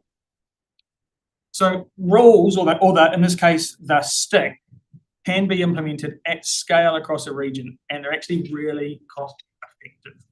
If we want to use incentives to a greater degree, acknowledge in a rates capping environment that we will be putting more money into those incentives, into those carrots for a benefit or a payback than you would if you are using well-designed rules. And I think that's the secret, is the rules have to be well-designed and they have to be reasonable and legitimate. And I think with that, if there is to be any change in the future, and I'm not convinced that we're going to have the freedom to consider any change to the rules structure in the future. I suspect it's going to be imposed upon us from Wellington. But if there is, also being realistic that within a biophysical system, it takes time for individuals to adjust their businesses to accommodate those new rules, because there's this 12-month cycle. You can't make things happen faster than the environment allows you. There's decisions around where you're going to plant, where you buying your seed, where you buying your fertilizer. All those decisions are stacked out some time in advance of when the action actually happens on the ground. So I think we need to be realistic in terms of how quickly we would expect any rules to be implemented over time. I think we have sufficient data now to understand what the trends are. We've been monitoring for a while. Danger is, I think, we can't wait and see what happens and then make decisions to intervene. We need to intervene now. Because if you wait 10 years and see how we're going, and actually it wasn't adequate, and it's significantly further degraded, then we're in a worse space than we are. Considerably worse space than we are today. I think we have enough data. We don't have all the data we might aspire to, but we have enough data to know what the trends are telling us, or we should have from our monitoring programs. But as I say, I think we are currently constrained to non-regulatory intervention. And it's not yet clear whether there will be regulatory options that are available to this organisation within the period that the LTP is considering. And so I think he's got to bite the bullet, acknowledge that there's uncertainty out there, and as we've been out there for a couple of years now for our farming, for our rural business communities. Yeah, and to be honest, I think we have to acknowledge, it's, the gains that perhaps many aspired to under the rules that we expected to be implementing as creatures of statute, following the rules of the game that were set by Wellington. That rule book's has changed. That rule book's been pulled off us, put on the shelf, and said, wait for a new rule book to be designed, and you've been playing by those rules. It's a different game. And so I think we need to acknowledge that. And, there's probably a limit to right now, it may change by September when Parliament rises. And we have seen legislation on the resource management reform. But right now, I think there's a bit of uncertainty over actually meaningfully what can we be doing at a regional level on this one. Yeah, great summary, I think, of the situation. I had two things I wanted to raise. One was in relation to Councillor Gibson's question around where are we at. The catchment summaries where we're at in terms of they articulate where the direction is and the degradation and where we need to act. So I guess the first point. The other thing you raised was you were really articulate in terms of what success looks like by 2037. And I'm keen to, I guess, do a lap of the room to get each of the councillors' views on what success looks like by 2037, because that will help us with what matters most, where do we want to put our energy, and whether we want to dial up or dial down. So just wondering whether, given that water quality and how we use our land are interrelated, and the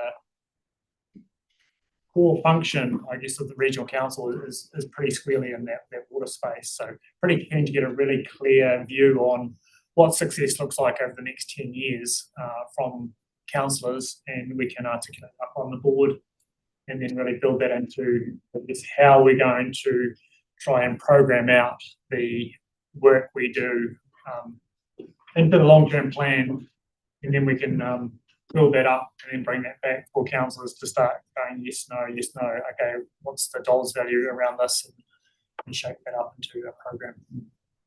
So Jeff's got a comment, and then we'll go around the table with people contributing their vision for success, or unless that's what you're going to speak to, or not specifically, but just on the topic, the Chair. Look, I think it was on the first slide there around the Soil Conservation Act. There was two words that jumped out at me there, and many of you will know what I'm going to say, but it was river management. Now, it's my opinion that this council does very little in the way of river management other than spray weeds, drag a few willows into the riverbanks and drop a few rocks in there. What we really need is some form of global consent to have the ability to get in and mitigate some of the issues in those upper reaches of our river systems in Southland here. And often at times it's only a matter of dragging a little bit of shingle out of the edge of where it's starting to build up, just to keep the river in its riverbed. But what I'm getting at is the enormous amount of sediment that is flowing down the rivers from that bank erosion, and it also mentions erosion in that act. So if there's one thing I could say here to this council is that we do need real river management in parts of our four river systems here in Southland. So if you people can take that on board, I'd be most appreciative of it. We'll just circle around the room with everyone contributing what they believe is, at least in part, representative of success by 2037. We're going to start to our seniors. Eric, 2037, what would you say would success look like? Well, success would mean that we've embraced this as a way forward, and I sort of see it really that in terms of having a farm plan, that there's one connected way in which product, environment, and it's all sort of encapsulated in one, because I think where there is kind of now reluctance is that there's more and more time in the office and less time on the farm, and just there's elements of duplication. I also think that we need to be connecting to the bankers as well as the people doing the processing, that we have a comprehensive approach to this. And if we all buy into it, every sector that is on farm and supports farm understands and buys into it, that would be a huge success.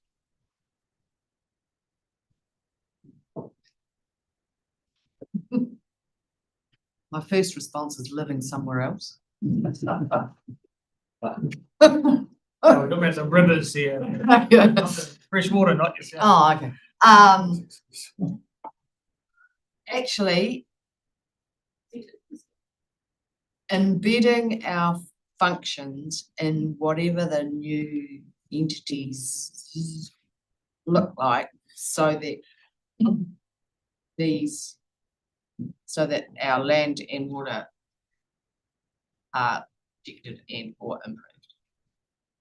We have to make sure that our functions don't cease to be top priority in whatever the new universe looks like.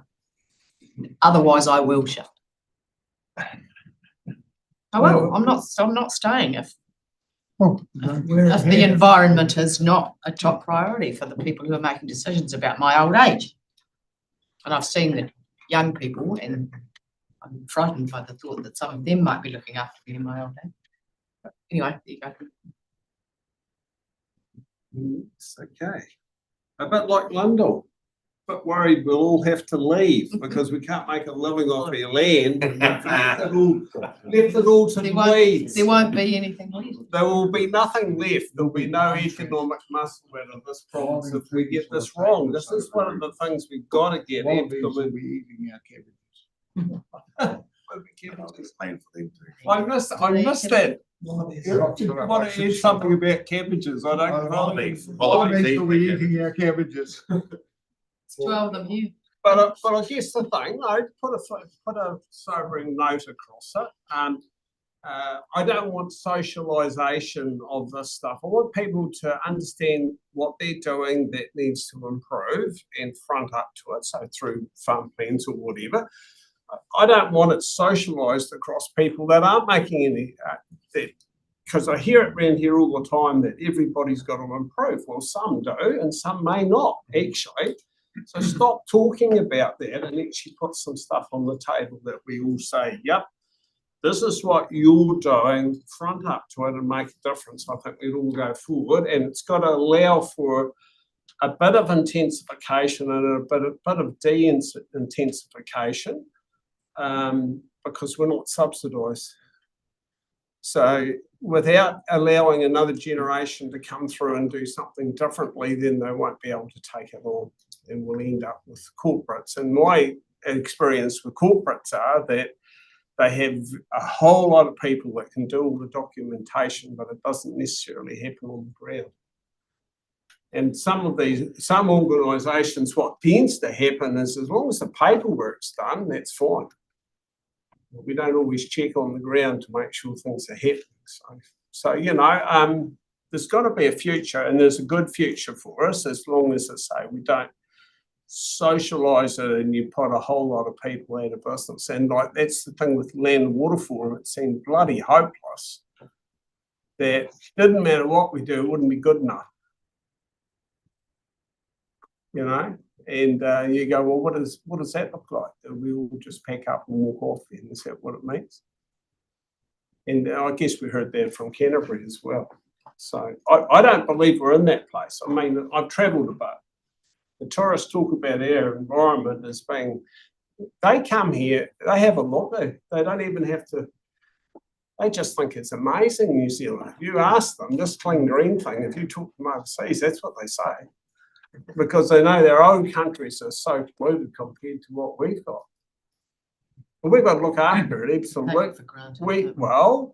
We don't have to take it for granted, we Lyndall, shouldn't. but we've got to recognise that we have a great environment, we need to look after it. But how well are we going to look after it if we put our entire farming sector on trash it completely? And then also, you know, at townships, and we know we've got to upgrade our infrastructure, but on my farm, you can't have more than 5 or 10 metre plume, but in Invercargill estuary, you can have a 500 metre plume out of the wastewater, and that's okay. So water quality doesn't stop at the town boundary either. Most of the streams down here are polluted, so there's a lot that we've all got to do to pick this piece up. But I guess identify our bit and front up to it. That's what I'd like. Well, Councillor Rose here has just about covered the whole gamut of the environment. But look, in reality, everyone in Southland is really blessed to live in one of the very best parts of the world. And as David says, it's a magnificent environment to most people. Certainly, we've got areas that still need a little bit of improving and tweaking. But the reality is we need to find that good practical balance between business and the environment. And I think that's the place that we all want to really land at the end of the day, because it's a magnificent province here in Southland. We've got virtually everything that anyone could want. So it's finding that balance, and that's what I challenge you all to think about. I don't know if you really want to give me the option to, I'm not going to be like a Hollywood actor and leave the country if Trump's elected. I'm sorry. I love Southland. I'd love to be an actor. It's highly paid. I love Southland. I would be proactively trying to change the direction of things before leaving. And with regards to our pristine environment in Southland, David, I love that we think that way, but we are pristine because we don't have the population congestion that a lot of countries have. And we may not be the same as the rest of the world, but we are heading that way if we don't stop it. And I honestly think we need to dial it up, but without central government limitations, because currently we're limited. And I would love to see a future through to 2037. We have legislative freedom for our council to perform the best they can without any limitations from too many stakeholders, including central government, for the improvement of our region and our environment. Because I think through local government and the time I've been involved, there are so many roadblocks put in place. That can be stakeholders, that can be central government, that can be even to the point when it comes down to our table. But I would just love for us to have the regulatory and legislative freedom to get stuff done for our region and our environment without having to rely on a great big checklist of RMA stakeholders. I know that sounds really dictatorial, but I think that's the way forward for a better South. So that's what I want to see through to 2037. More action. Through the introduction slides to this topic, there were a number of areas that we should sort of illustrate it as being issues with regards to environmental performance, things that weren't working well. And that list speaks to the reality that we don't have a pristine environment in many parts of Southland. A large part of Southland is in a very pristine condition. Some of the headwaters of our catchments are equally in very pristine condition. But our river and estuary systems are certainly not. And hearing the conversation around here, lots of focus about water. And I guess we know that we've got some problems in our water, but the solutions are on the land. And in that regard, I think in terms of success, seeing those list of things that are not going so well, or where there are problems, not long being on that list would be a great place to be in. The reality is that's 10 years away. It's not that long, and when we think about the lag times that are involved in implementation and uptake, and then in actually resulting in effect. So we need to be a bit more realistic with ourselves, both about the condition that our environment's in, that we're facing, the importance of that to the international market that John spoke to, and the need to report that really clearly, as Phil, John and others have spoken to, particularly in a transition period as we enter a new operating environment. We need to be able to open the books on the region's environment in a very transparent way and show people where we're at, where we have previously, and I think still got a joint understanding of where we want to be, and understanding what the gap is between that. Yes, the catchment context reporting is a sort of synthesis of that, but I think there's a level of detail that we haven't seen for 15 years in environmental reporting in the region that's overdue, and we owe, I think, a debt to our communities to show that very, very clearly. So having that would be an important measure of success. And also, I think then springboarding off that to see, plans in place, because the reality is we're not going to be able to do all the work that's needed in that 10-year period, but using that to have plans that are in place, that are intergenerational, because the reality is 150 years plus of development has led this region to be the prosperous region that it is, but also to have us in the position where we need to be facing some of the challenges that exist there. So it's going to take that time for that to happen. But I absolutely back Al's point that having that clarity and reporting against it into the future. We're talking about essentially an allocation framework for those resources, and regular reporting against it until we see it sitting where we want it to be. That is where it supports human health outcomes, ecosystem health outcomes that enable Southlanders to recreate in the places that they love and value, and for the reasons that they may or may not leave the region in the future. We're trying to be finished by 1:15, not rushing anyone, but no pressure here.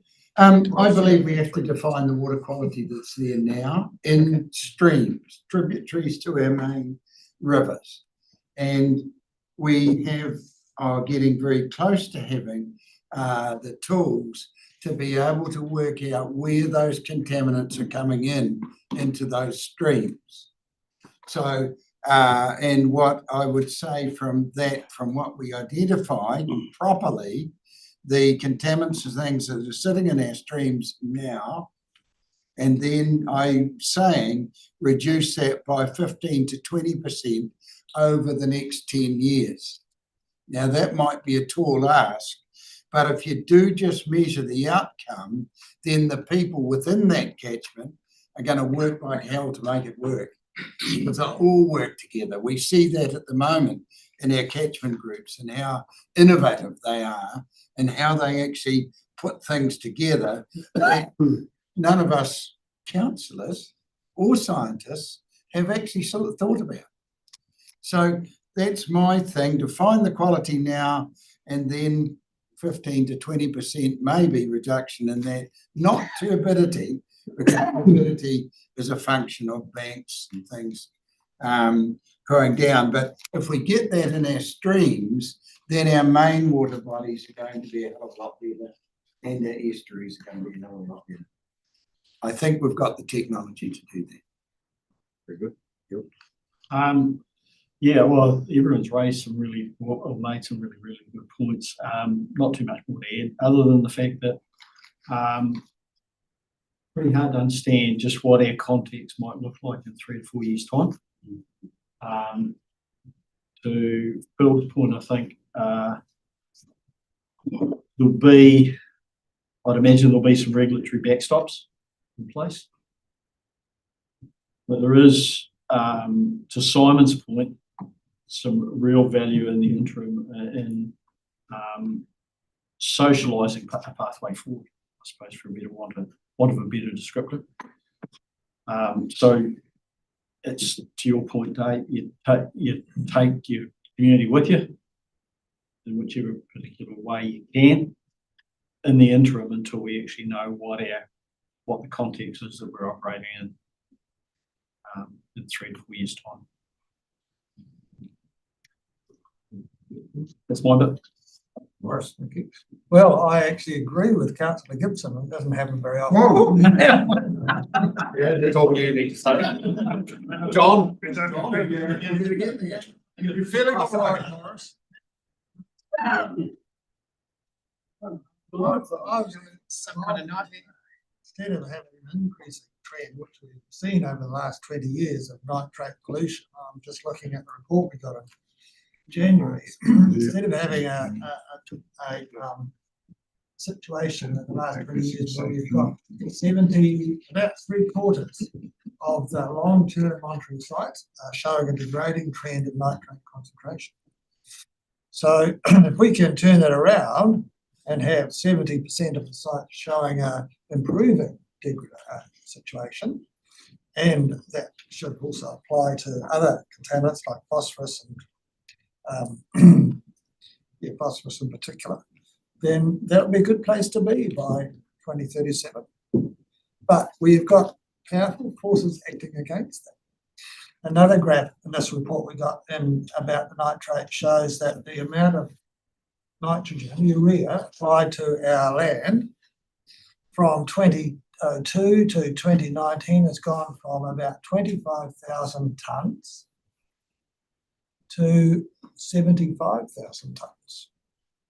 There's been a slight drop off in the last few years, but I don't know whether or not if that continues to climb, then achieving that steady state or reduced state, 10%, 15% is going to be very difficult. So there'll be a need to have improved farming practices, and that's what you guys are talking about. So that's your thing. But my plea is the same as ours. Let's get that trend going down, achieving what the regional, not the regional forum, but what was Tom Snelder said we needed to do is to get it, back 90% or something. I agree with you, David. That's going to be pretty difficult and probably pretty crippling financially. So maybe in the future when we've got new technology, we can achieve something like that. But as Al says, if we can get that decreasing trend and water quality can start to go up again and make some reasonable improvements, then I think that would be a reasonable place to be. Thank you. Thanks. 10 years' time. Don't know if I'll be involved in local politics still. I'll probably just be in the care shed. I'd like to think that we're at a place where there's concessions on all fronts. I think to your point around the nitrates, I think we're foolish to think we're not going to take a scientific position, then we'll land a political position and then negotiation, that's where we're going to go. That's the reality how the world works, and that's what's going to happen. There's going to take concessions for us to stop making rules for everybody that target the bottom percent, but it's also going to take concession for the advocacy groups in the rural sector to stop defending the bottom of the bell curve. That's what's holding us back. If we want to think what excellence could look like, personally, when I keep hearing we're the best farmers in the world, I'm like, well, how does that happen? Because we don't cull any of the bad ones out. So if the All Blacks just kept all the crappy guys around, they wouldn't be that good. So that is the reality. But look, there's examples of countries going through this in the world. It was all big and scary. And then when they actually got into it and they got some functions that could work, they've come out the other side. And I haven't once met a farmer yet who said that wasn't a good thing. And I'll use the winter grazing. We all sort of got a bit shaken by it when it turned up in the was it 9 years ago, whatever it was. And yet there's practices now we wouldn't go back to because of it. But we still see dumb stuff happening. So I'd love to think that farm plans are at a position where farmers are actually, they are able to show farmers a better way forward for farming practices. And I'm worried that it's going to be a one-pager health and safety like we had in the 2000s when there was a few challenges around health and safety and we left it in the top drawer.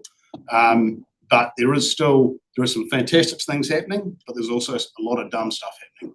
And I do worry that we think that the tweaks at the top are going to pick up the crap at the bottom, and that's not going to happen. So at some point, we've got to put a line in the sand and go, guys, it's not good enough.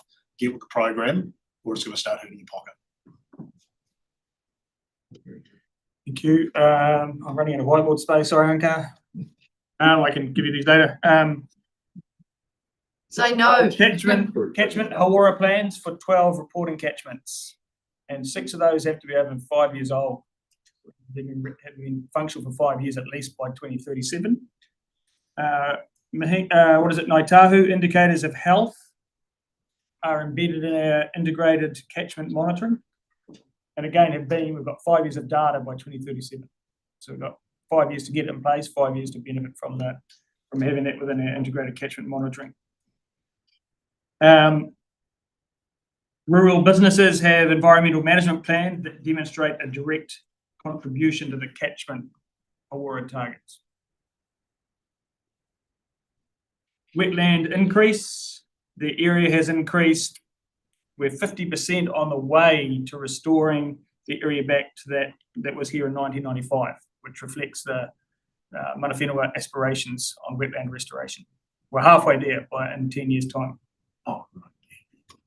Even though they'd probably want to be there all the way there in 10 years' time, but I think 50% might be more realistic in what we're looking at the moment. In total area, do you know what that figure is? Yeah, we've got that figure. It's in the report. 2,000 hectares or something. Mahinga kai activity has increased by 30% relative to today's baseline. And regional environmental monitoring demonstrates gains rather than slowing the degradation.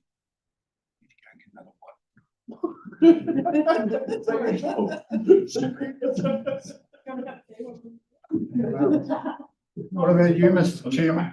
Yeah. Oh, I've got 5 minutes. 5 minutes. Yeah, excellent. Don't hold back. Nobody's allowed to say anything else. Okay.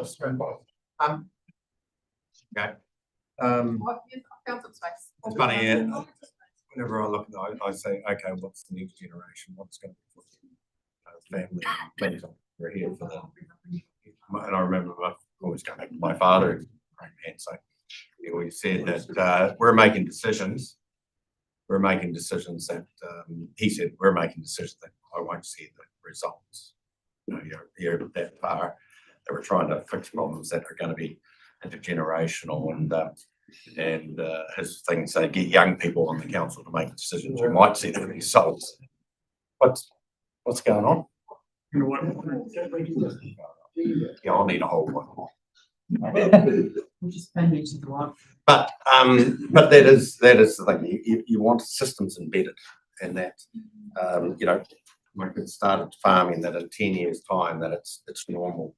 They wake up in the morning and they work with the environmental and work for the economic benefit on land, and things are set. That it doesn't matter what government comes along. We're changing, swapping and changing. It just needs to be embedded. There's a base core of sort of values that we work to. I know for me it would be saying you can farm to a certain level. You know, if there was a level that the community allows to do, if you want to push that, then we need to have more discussion. You know, that you want sort of borders to be able to where you want to fit into your farming. You know, from a rural. Yes, I do have in regards to the town, obviously 3 waters, and that needs to be embedded. And there's actually a pathway. Acceptance, that's going to be a big cost to the urban people. They haven't seen it yet. And probably the rural people have been dealing with it the last 10 years since the water and land plan, this effect of there, it's out there behind the gate. So it is at the farm gate. Now, the 3 waters or whatever, water done well, whatever it's called, it's going to be a big cost to those communities, and within 10 years it'll be fully embedded. So that I'm hoping that will be normal. You know, that's day to day, that's embedded in the system. So that's what I want to see, that there are systems that are true to our values and true, and also getting the outcomes. I believe the outcomes are going to take a lot longer to achieve. And I'd probably say, well, that's as long as they're going the right direction. The society is adapting to the challenges we have, whether it's in a rural or in a town. But if I would like to think that the duration that would be stopped, and there would be trends hitting some areas. Won't be everyone, but there'll be indication. That's what I want to see, is that, oh, all this work, here we are seeing things that are heading the right way. And if it takes 50 years to get somewhere, fine, but it's heading the right way. We've got that trend. But also, in any part of society that people are investing in resilience, the farmers investing in dairy industries, doing barns, winter barn, pads, there's a lot of stuff going on. And a lot of biodiversity being planted. We don't know, we haven't got anybody put a peg in. Has there been 200 hectares of biodiversity being planted up along waterways and things like that? I don't know. That's a question that we sort of always ask. We want to know. We always talk about the negative, we've lost everything and we're losing. And to be honest, we're still losing stuff. There is a lot of people taking on board what we're saying and actually doing stuff and wanting to do stuff. And hopefully in 10 years' time, we don't have any walls from a regulatory saying, oh, you can't do that. If it's a good thing, you're going to have to still do paperwork. I think that's probably one of the things. It's got to enables the big word from a so that's my few points. So leave it at that. That's everything. Okay. Is there any? I think that statement John made about we think we're the best farmers in the world, but there hasn't been a count. Could become a new vision statement. Well, hold the week. Don't get the mark on your head. Actually, think that should be framed. Then over fence, I can't remember. Become a Banksy artwork. Tell people about Ear off. You're not allowed to do that these days, are you? Oh, okay, sorry. So Paul, every country I went to. So you're all good, Marcus, you're all sweet. So appreciate it. It's great. It's been a good session. So we get off. We're all done. Thank you for anybody who's listening in. We done? YouTube. Right. So we haven't